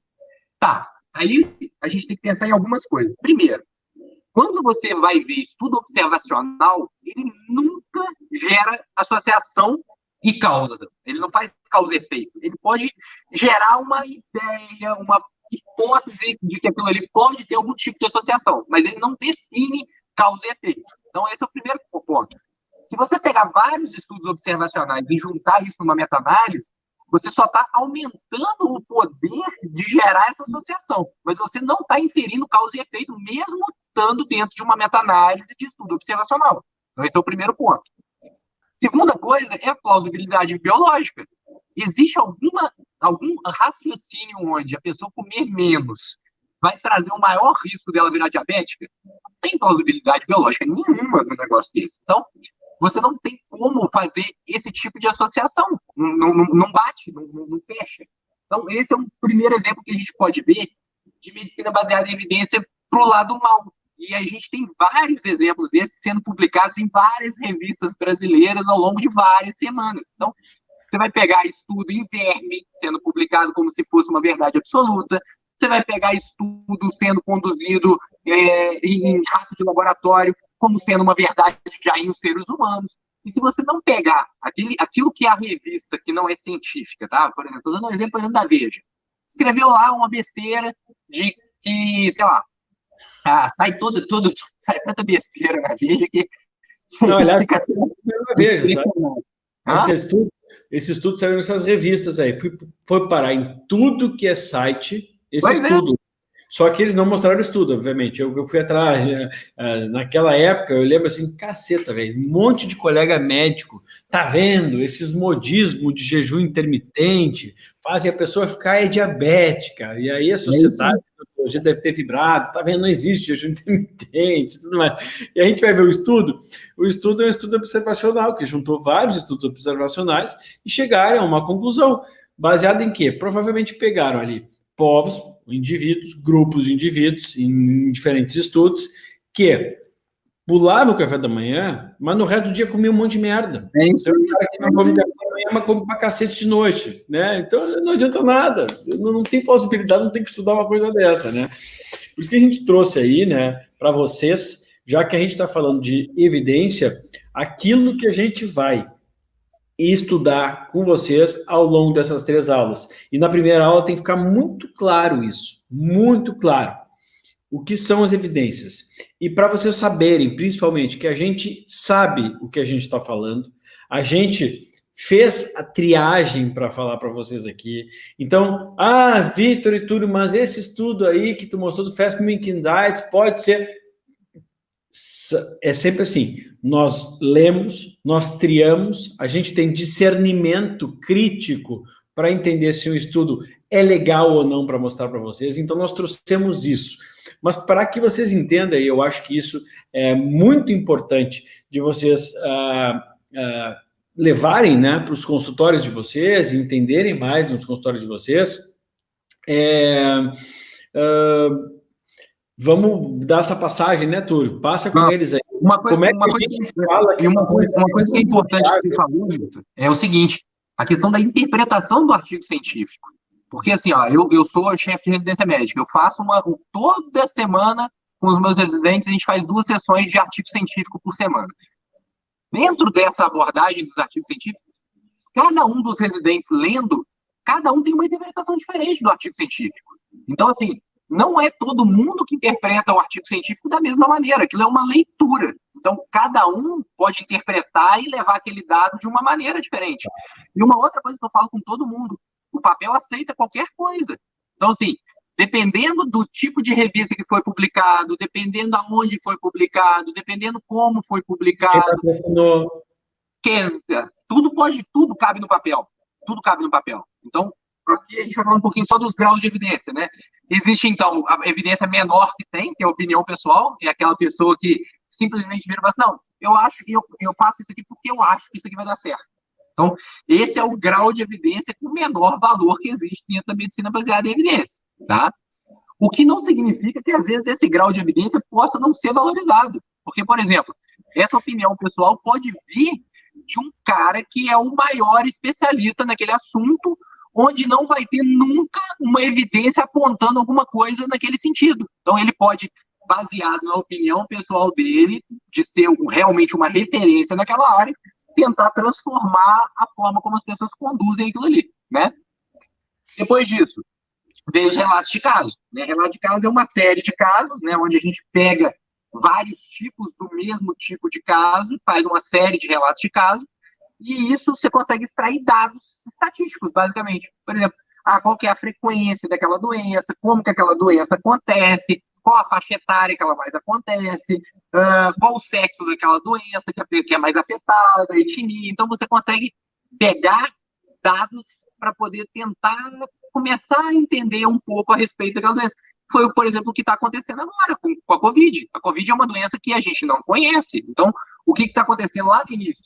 Você vê que aqueles estudos chineses são todos estudos pequenininhos, são relatos de casos, com N pequeno, onde a gente está conseguindo extrair alguma coisa de dado, né?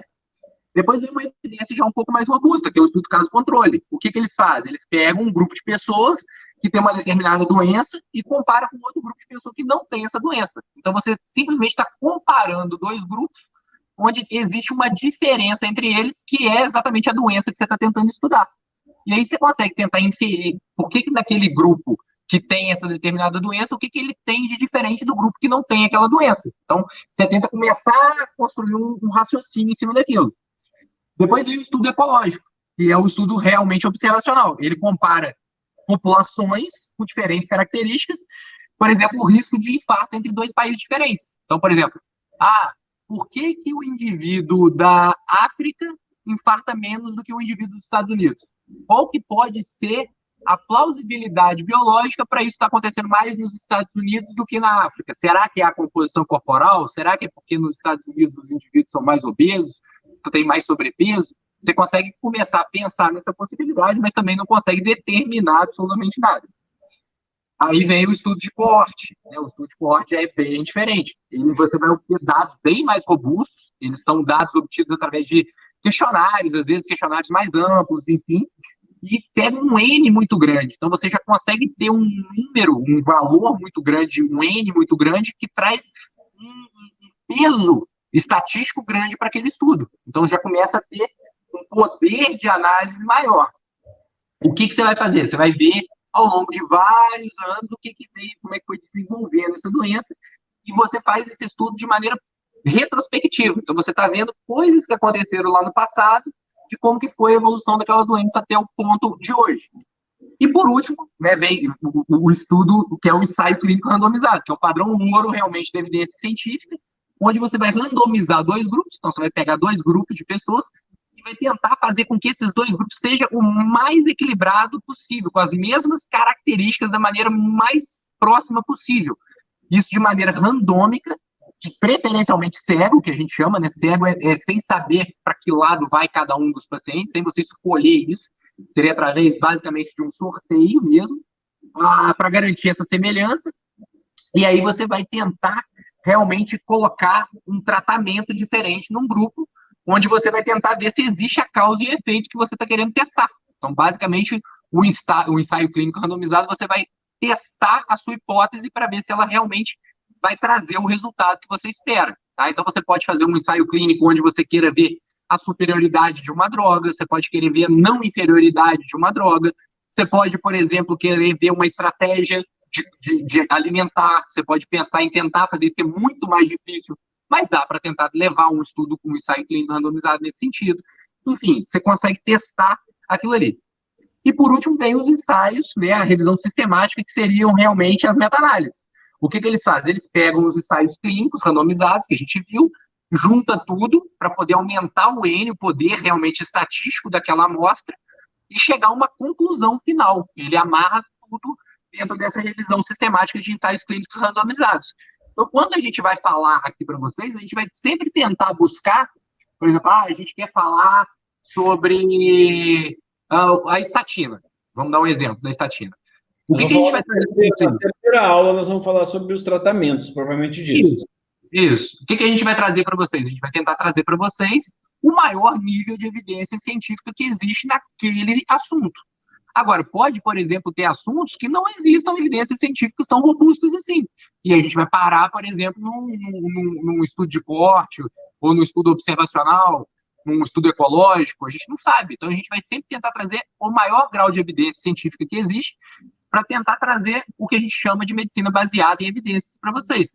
Mas existe, sim, vários pontos, principalmente dentro da cardiologia metabólica funcional, onde a opinião pessoal pode ser o auge do negócio. E a gente vai ter que saber levar isso também como uma opinião pessoal e tentar acreditar naquela plausibilidade biológica. Claro que ninguém vai fazer uma coisa, uma insanidade mental, mas a gente vai sempre tentar trazer o maior grau possível aí para vocês. Buenas, então aqui nós trouxemos primeiramente um estudo para vocês, né, para mostrar que nem sempre uma revisão sistemática, ela é, apesar de ser o mais alto grau, né, de aceitação científica para a medicina baseada em evidências, nem sempre ela é uma revisão feita boa, né, foi o caso daquele estudo, que pular café da manhã aumentava diabetes, um estudo todo mal conduzido, mal escolhido e tal, e aí sai em tudo que é revista, e um monte de médico, colega nosso compartilhando, e outros profissionais de saúde, então, muito cuidado vocês a compartilhar coisas dos outros, pensando que esse outro leu o estudo, porque se a pessoa lê aquele estudo ali, tem um pouquinho de massa crítica cinzenta aqui, conseguir entender que está equivocado. E a gente traz aqui um outro, e aí a respeito de doenças cardiovasculares, que é legal para a gente entender.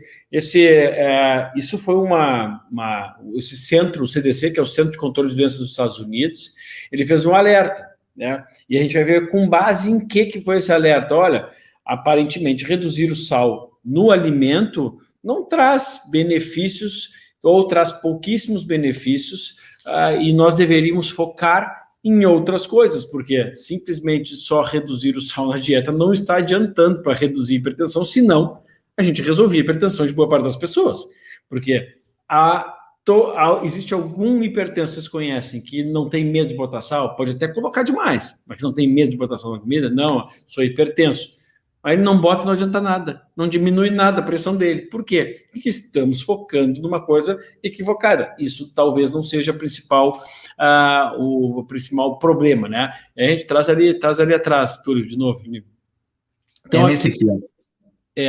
Então aí, ó, mas aquele lá estava legal também. Aquele lá, porque aquele ali tinha um... Aí, ó. Aqui nós temos, então, uma meta-análise, lembra? Meta-análise é o nível A de evidência, é o último, o que a gente mais acredita, mas, apesar de ser o melhor nível de evidência, a gente precisa ler, pois a gente está trazendo para vocês aqui um artigo, uma meta-análise, com 6.250 pessoas estudadas, no American Journal of Hypertension, ou seja, nós estamos falando de hipertensão, e olha que interessante, não foi encontrada nenhuma evidência forte de que cortar o sal reduza o infarto, que é o mais nos interessa no final das contas, e aí eu não sei se a gente vai falar sobre isso, mas eu acho que vamos. O que interessa quando a gente tem uma abordagem em última análise, não é se reduziu ou aumentou a pressão, não é se aumentou ou baixou o colesterol, não é se isso ou se isso aquilo. O que me interessa, se morreu mais ou morreu menos. Aí a gente está falando de uma coisa dura, né? A gente fala assim, puta, é lá que eu preciso chegar. E o que foi a conclusão dessa meta-análise? Que não foi encontrada nenhuma evidência forte de que cortar o sal reduza o risco de infarto agudo do miocárdio, AVC ou morte por todas as causas em pessoas com pressão normal ou alta, mesmo as pessoas com pressão alta. Então, vocês terem uma noção de que o que a gente tem para entregar para vocês é muito rico aqui nesse seminário, para mostrar para vocês que por que aquele paciente meu, que consulta com o cara pica das galáxias lá do Sírio e tal, ele ouve mais eu do que o cara. Porque eu tenho que provar para ele o cisne negro. Essa analogia, essa história do cisne negro é muito interessante. Eu tenho que provar que está errado aquilo ali, que existem estudos mostrando que não, aquela estratégia ali, que todo mundo fala que está certa, nem sempre porque todo mundo as ovelhas brancas, né? Nem sempre porque todo mundo está falando para fazer isso, que isso está certo. Então nós temos aqui uma prova cabal de que o consenso e as diretrizes nem sempre são o melhor caminho. O melhor caminho é estudar. O que o Vitor falou ali é uma coisa muito importante para vocês entenderem. O que o Vitor chamou de desfecho duro, né, que é o hard endpoint, que é o que quando a gente vai ler um estudo científico, a gente busca, primeiro, quando a gente vai fazer a avaliação, né, do desfecho primário, a gente tem que ver se esse desfecho primário foi desenhado já com uma certa maldade pela pessoa que está escrevendo aquele artigo científico, porque ele pode ter essa maldade, ou se realmente não. Ele botou lá, por exemplo, MACE, que é os desfechos, né, cardiovasculares maiores que existem, que é infarto, AVC, morte por doença cardiovascular, ou morte mesmo por qualquer causa. Então, esses são os que a gente chama de hard endpoints. Ou se, por exemplo, foi um estudo científico desenhado para mostrar assim, olha, se você tomar esse tipo de remédio, ou se você fizer esse tipo de dieta, você vai estar abaixando o seu colesterol. Mas eu não quero saber se isso vai adiantar em alguma coisa. Eu quero saber se lá no final eu vou morrer mais ou vou morrer menos. Eu quero saber se eu vou ter menos infarto ou mais infarto. Esse hard endpoint que é o que faz a diferença para a gente na prática clínica. Então, saber isso e saber conversar isso com o seu paciente é muito importante. A mesma coisa que um outro exemplo que o Vitor sempre fala e que eu uso muito no meu consultório, é quando a diferença de risco relativo para risco absoluto. Então, esse é um outro conceito básico que vocês têm que ter. A maioria dos estudos, quando eles falam em risco relativo, você tem que calcular o risco absoluto. Para você calcular o risco absoluto, você tem que individualizar aquilo naquela pessoa que está na tua frente. Então, quando você pega um artigo científico com um risco relativo, por exemplo, de 20%, de redução de 20%, o que significa uma redução do risco relativo de 20%? Se for um indivíduo, por exemplo, de baixo risco cardiovascular, ele tem um risco de morte cardiovascular em 10 anos em torno de 2 a 3%. Reduzir em 20%, isso significa que eu estou reduzindo em 0,4%. Então, essa é a redução absoluta que eu encaixo. Agora, por exemplo, se o paciente tiver um alto risco cardiovascular, um muito alto risco cardiovascular, onde, por exemplo, beira aí 30% o risco de morte cardiovascular em 10 anos, aí eu estou reduzindo o risco absoluto dele em 6%, que é uma redução bem diferente de 0,4%. Então, esse conceito de risco absoluto, risco relativo, hard endpoints, MACE, esse tipo de conceito vocês têm que ter para poder ser o que o Vitor está falando, ser um profissional diferenciado. Botar o paciente ali na tua frente, explicar isso para ele de uma maneira simples, com linguajar fácil, de fácil compreendimento, para ele poder enxergar que, poxa, realmente tudo que falaram para mim às vezes não faz tanto sentido. E olha que bacana quando você vai ler o Open Heart. Olha o que ele coloca. O título do artigo é "Estamos olhando o cristal branco errado". Quando você fica pensando o tempo todo no sal, e na verdade você deveria estar pensando no açúcar, porque o açúcar, sim, é o grande causador de hipertensão e de doença cardiometabólica, que é o que a gente está falando aqui desde o início, da hiperinsulinemia causada pelo excesso de carboidratos simples. E aí você vai ler um artigo científico no Open Heart, que é uma baita de uma revista americana, que está super bem escrito, mostrando que talvez você não tenha que dar tanta atenção assim para o sal, mas sim valorizar mais a ingestão do açúcar. E outra coisa que é muito importante, às vezes a pessoa fala assim, olha, toma cuidado com o sal, o médico chega lá na frente do paciente todo sério, fala, ó, toma cuidado com o sal, você precisa reduzir a quantidade de sal que você está comendo, porque o sal que está aumentando a sua pressão, e ele esquece completamente que o sal é NaCl, que é o sódio, e o sódio está presente em cargas absurdas em produtos industrializados que fazem parte do dia a dia daquele paciente, que você não falou hora nenhuma para ele, assim, olha, diminui o suco industrializado, diminui a quantidade de refrigerante que você toma, olha, para de comer a tua pizza congelada, meu amigo, para de comer a sua lasanha congelada. Isso tudo tem uma carga de sódio muito maior do que o sal que você adiciona na sua comida. Dificilmente você consegue adicionar muito sal na sua comida porque fica impalatável. Você sente aquela comida muito salgada, fica desagradável de você comer. Então, você consegue controlar a ingesta de sal da comida alimentar pelo seu paladar, mas você não consegue quantificar a quantidade de sódio em produto industrializado que tem, porque eles colocam junto ali açúcar para disfarçar o gosto, eles colocam um adoçante, eles colocam algum tipo de conservante, alguma coisa para poder mudar o sabor daquele alimento, e você consegue ingerir quantidades de sódio absurdamente altas. Estou errado, Vitor?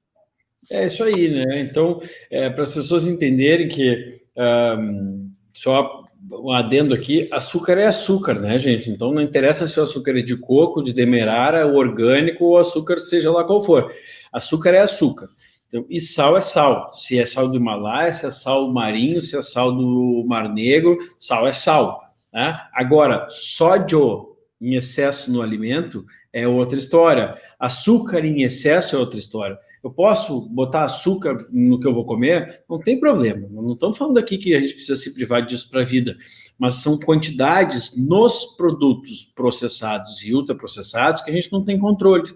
Não tem o mínimo controle. Aliás, a maioria das pessoas não fazem ideia, porque não tem nem o quanto daquele açúcar significaria de impacto na pessoa.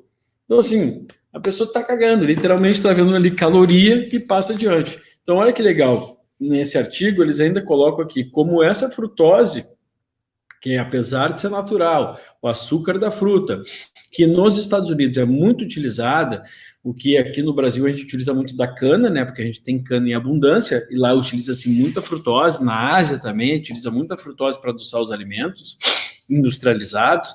Esse excesso de frutose lá, eles estão dando esse exemplo, podia ser um estudo no Brasil, falando do excesso de açúcar, né, da cana, aumentando todo esse processo, provocando todos esses processos aqui, aumento de radicais livres, aumento de inflamação, aumento de liberação de adrenalina e cortisol, diminuição, por incrível que pareça, esse excesso de frutose, diminuição na produção de ATP, que é a nossa moeda de energia, e no final das contas, diminuição também de óxido nítrico e o aumento do risco de hipertensão. Isso é uma quebra de paradigma muito grande, né? Isso é muito interessante que as pessoas entendam que toda vez que a gente procura a gente dá o exemplo para vocês aqui, né? Eu estou tentando emagrecer fazendo aquilo ali, e aí eu vou lá no comentário do Vitor, do Túlio, e falo assim, mas eu tentei de tudo e não deu certo, eu estou fazendo tudo certo. Qual é o seu certo? Né? Porque eu tentei de tudo. Não, mas o meu suco é light. Tá, mas e quem disse que o suco light é saudável?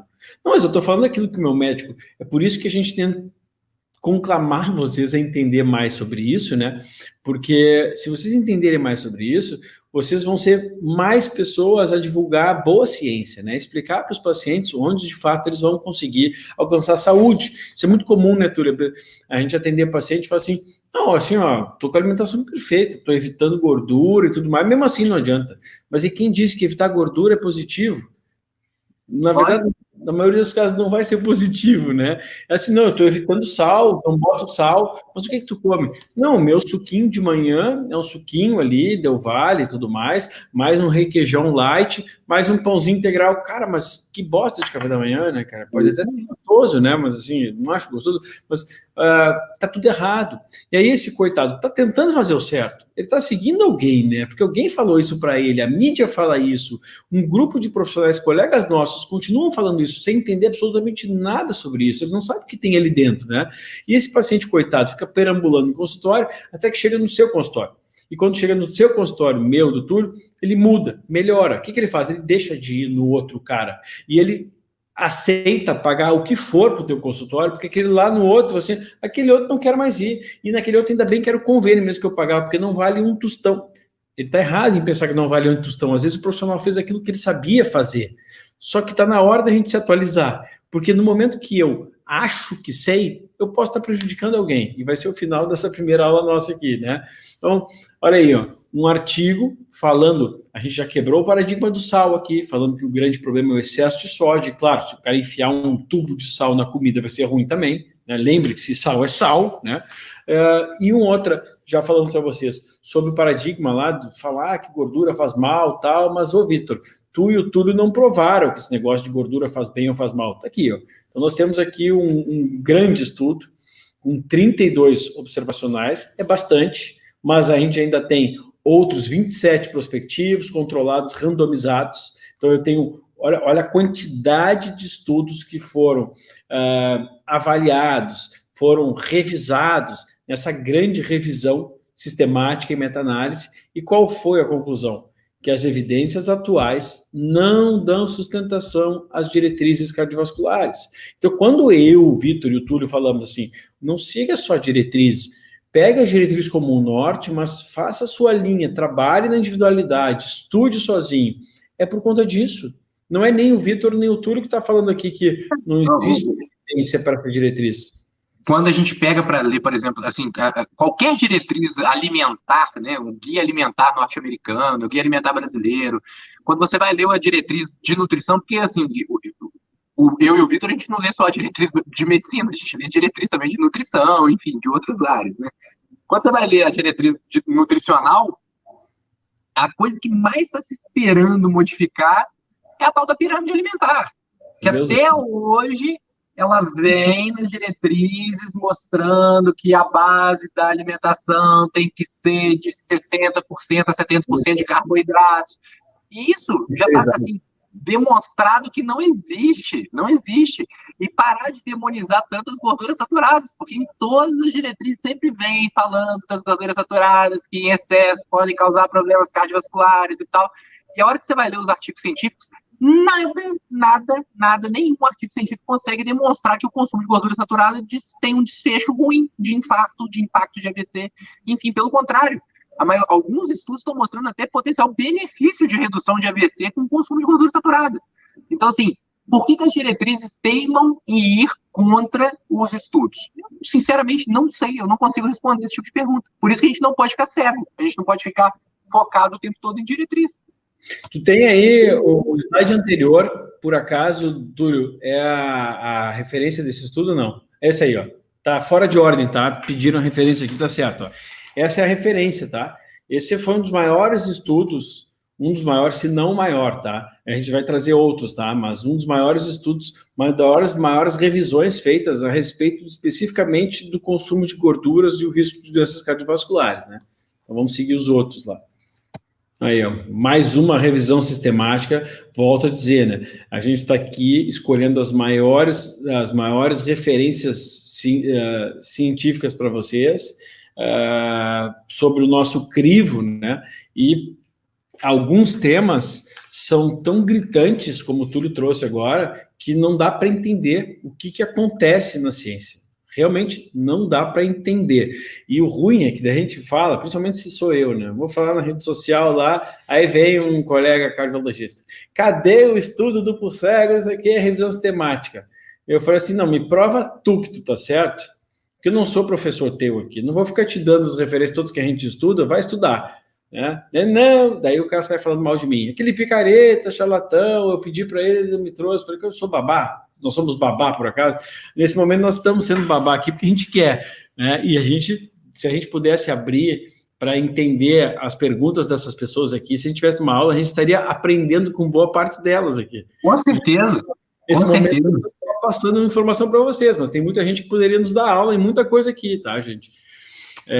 E esse outro estudo, essa outra revisão sistemática aí, em meta-análise, com 1.141 pacientes obesos, mostrando que uma dieta baixa em carboidratos está associada a uma redução significativa de peso, de IMC, circunferência abdominal, pressão, nada diferente do que o Túlio já falou para vocês anteriormente, e focado em que aqui? Insulina, proteína C reativa, que a gente vai falar sobre proteína C reativa e insulina lá na segunda aula, amanhã, assim como aumento de HDL, né? Então, assim, evidência não sobra, né, Túlio? Sobra, não tem o que falar.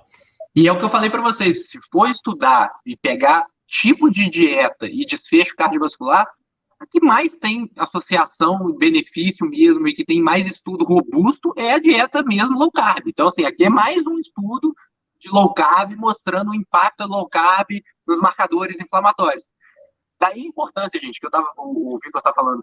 Amanhã a gente vai falar tudo para vocês de marcadores inflamatórios. Então, assim, essa aula daqui está linkada com a de amanhã. Vocês não podem perder a de amanhã. Então, quem está aqui hoje, pelo amor de Deus, amanhã não deixe de vir. É claro que se você já não souber tudo, não for o narizinho empinado, que acha que sabe mais que todo mundo. Isso aí foi uma pessoa que passou ali. Eu tô zen nessas coisas aí. Mas eu sempre falo assim, pô, cara, assim, quer criar confusão, coisa assim, tá? Na minha época, eu sou mais velho que tu, né, Túlio? E devo estar na idade de muita gente aí, tem 41. Na minha época, a gente... homem, né? Eu não ficava discutindo em rede social, cara, na época da minha escola, né? Eu não sou um cara violento, mas assim, cresci numa base de respeito aqui, hierarquia, e meu pai faixa preta de karatê, que fui, eu fiz minha vida inteira, né? Então, cara, não tinha esse papinho, né? Ou resolve ou não resolve, né, cara? Assim, xingando, falando mal, ó, cara, senta na frente da pessoa, fala o que tu acha dela, e aguenta as consequências e acabou o problema, né? Vitor, incitando a violência, não, o respeito, né? Não é violência, é o respeito. Então, voltemos aí a ingestão total dietética de gordura, de ácidos graxos, e o risco de doenças cardiovasculares. De novo, mais uma meta-análise de estudos corte. Entretanto, olha que legal, tem um detalhe nos estudos de corte, dose-resposta. Isso faz toda a diferença no estudo de corte. Por quê? Porque quando eu não tenho uma associação, eu não tenho uma causalidade, eu tenho só uma associação. Qual é a associação? Olha, o cara que toma mais refrigerante parece ter mais câncer. Tá. Aí, para eu determinar se eu confio mais nisso, porque pode ser que esse toma mais refrigerante é o que come mais cachorro-quente também, e eu esteja confundindo, a culpa não é do refrigerante. O que eu faço? Então, vamos ver o seguinte, ó. Quanto mais refrigerante ele toma, mais câncer ele tem. Isso é dose-resposta. Aí a gente confia um pouco mais, né? Então, olha aqui, que essa meta-análise nos traz que o consumo de gordura saturada não aumenta doenças cardiovasculares.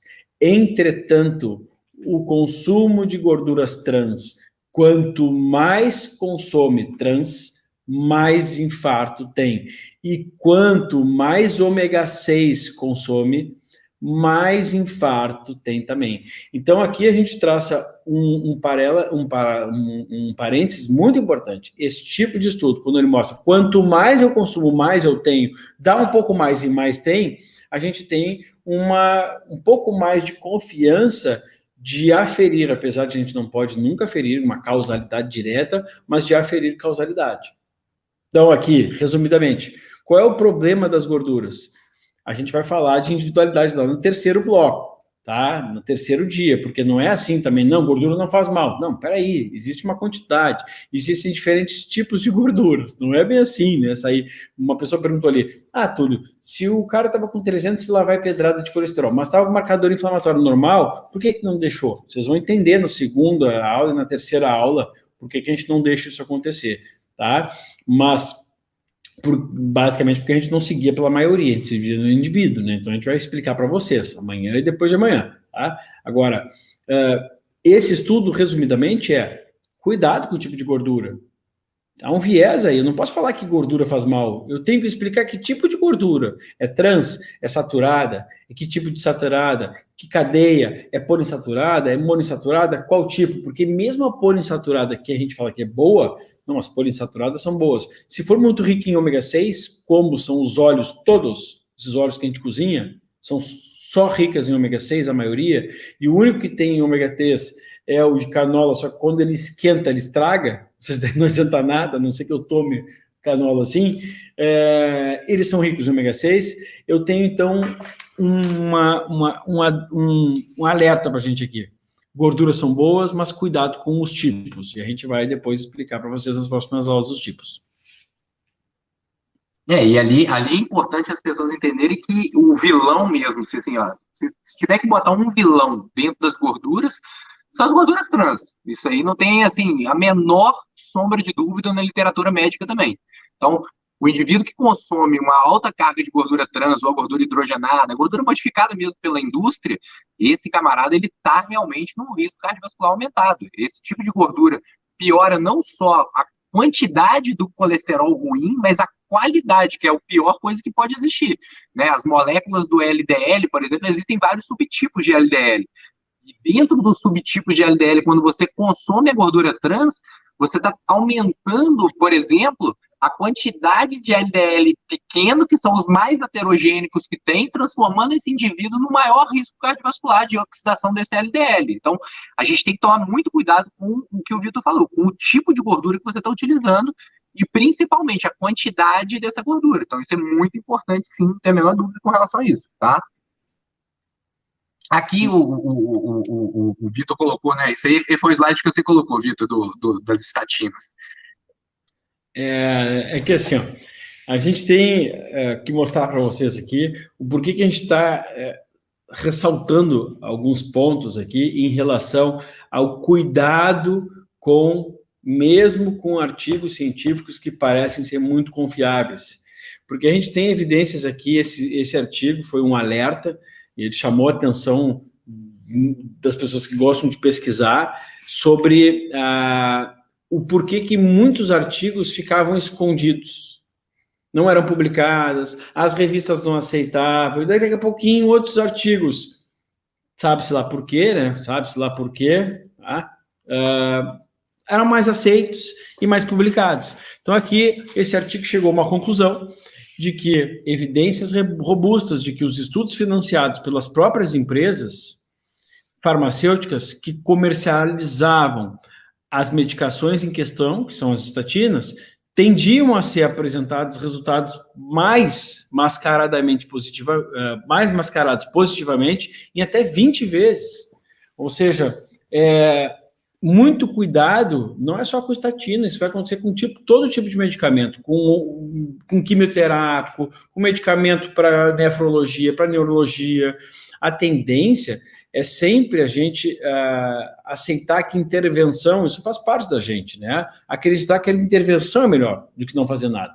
Dar um remédio é melhor que não fazer nada. O médico aprende isso, né? Na dúvida, se é um remédio que eu acho que não vai fazer mal, eu dou. Sabe aquela coisa assim, tá com dor de garganta? Já toma aí um antibiótico, o Clavulin, porque vai que, né? Vai que seja realmente haja um cruzamento aí para uma infecção bacteriana. Só que nós temos um problema, né? No vai que, eu estou usando Clavulin. Além de eu ter a chance de uma resistência bacteriana, né, das bactérias se tornando mais fortes contra esse medicamento e prejudicar outros, eu ainda tenho outro problema, que esse medicamento, por incrível que pareça, vocês não sabem, mas o Clavulin é o medicamento com mais reports nos Estados Unidos de lesões hepáticas. Por que nos Estados Unidos? Porque nos Estados Unidos o Tilenol, se não me engano, é o Tilenol que é proibido comercializar. Então eles têm algumas particularidades.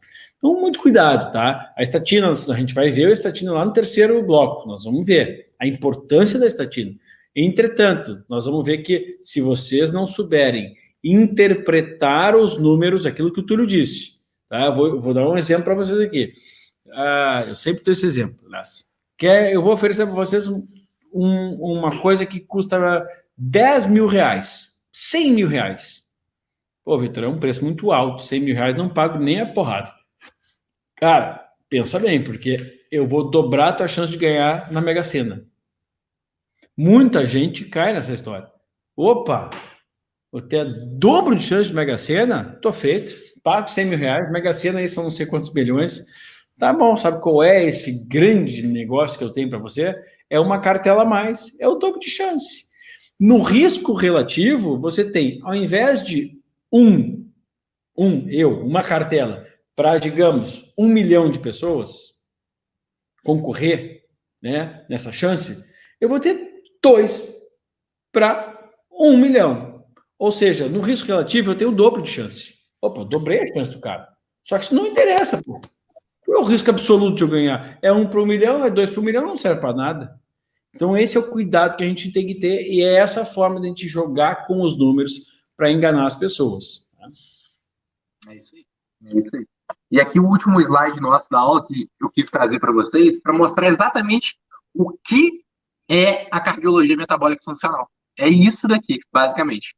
Então, o que a gente acredita que seja realmente o futuro da cardiologia? O que a gente... Não é nem o futuro, eu acho que é o presente de uma maneira bem feita, que já dá para ser feita muita coisa disso daqui. É a gente misturar tudo isso dentro do nosso consultório. É mostrar para o paciente que os hábitos alimentares dele têm uma influência absurda no estilo de vida que ele está levando, tem uma influência absurda na saúde cardiovascular dele. Os horários, os hábitos diurnos dele, o sono preservado, tem uma importância fundamental na saúde cardiovascular dele. A atividade física de maneira regular, feita de maneira adequada, com um guia, com um profissional adequado, tentando monitorar a quantidade, a carga, todas as variáveis que um treino, a gente sabe que bem montado pode trazer uma qualidade de saúde cardiovascular absurda para o paciente. Quando você vai avaliar a nutrigenômica, o que é a nutrigenômica? É você guiar a alimentação desse paciente já por polimorfismos genéticos, por uma avaliação genética e sabendo a individualidade de cada um desses pacientes. Você entender o papel da microbiota intestinal, que mas pouquíssimas pessoas valorizam isso na prática clínica, e já tem vários estudos mostrando que a microbiota intestinal ela tem uma influência direta e um impacto direto na nossa saúde cardiovascular. Você saber que cada indivíduo tem uma metabolômica diferente, ou seja, que ele metaboliza alguns tipos de substâncias diferentes um do outro, de acordo com características genéticas individualizadas. Então, tudo isso, a gente, quando chega num processo desse, de amadurecimento da cardiologia, onde você consegue pesquisar tudo isso, individualizar cada um desses pontos, trabalhando de uma maneira multidisciplinar, interdisciplinar, com vários tipos de profissionais, focado em trazer a melhor saúde cardiovascular para o seu paciente, é a hora que você está fazendo uma medicina realmente de precisão. E essa cardiologia de precisão é o que a gente chama de cardiologia metabólica funcional. É você realmente individualizar ao máximo aquele indivíduo que está ali na tua frente, valorizar ao máximo aquela consulta que aquele indivíduo está querendo te procurar, porque ele realmente confia no seu trabalho, e que você vai ter que responder a esse indivíduo, porque ele vai querer ter respostas que ele nunca teve com nenhuma outra pessoa. E se ele está te procurando, é porque ele confia em você e ele sabe do seu potencial. Só que para você poder trazer esse tipo de resposta aí, nesse grau de resposta que o indivíduo vai começar a cobrar de você, você realmente tem que estar com um preparo, uma bagagem de estudo, uma bagagem de conhecimento que é muito além do tradicional. Muito além, mas muito além. É você começar a entender tudo isso que está aqui de uma maneira muito mais profunda. Não é só, eu sei que existe o polimorfismo tal, tá, mas esse polimorfismo tal, junto com outro polimorfismo que o paciente pode ter, isso junto, em conjunto, influencia o que na alimentação desse paciente? Qual tipo de exercício pode melhorar ou piorar ele? Como a gente pode silenciar esse gene? Qual estratégia a gente pode usar de suplementação para poder melhorar isso nesse paciente? Então é isso, é esse nível de comprometimento com o paciente que a gente está tentando trazer para vocês e mostrar que existe realmente um novo caminho a ser seguido dentro da cardiologia. Maravilha, gente. Então, aquilo que eu já falei para vocês antes ali, né? Primeira coisa, a gente deve limpar nossas mentes, né? O que a gente traz sempre conosco, dentro da gente, que é impossível para um homem aprender aquilo que ele acha que já sabe.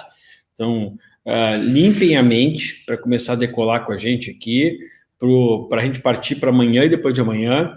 Isso era realmente nossa vontade de uma introdução, porque isso para a gente não tem como entender os próximos passos sem entender isso.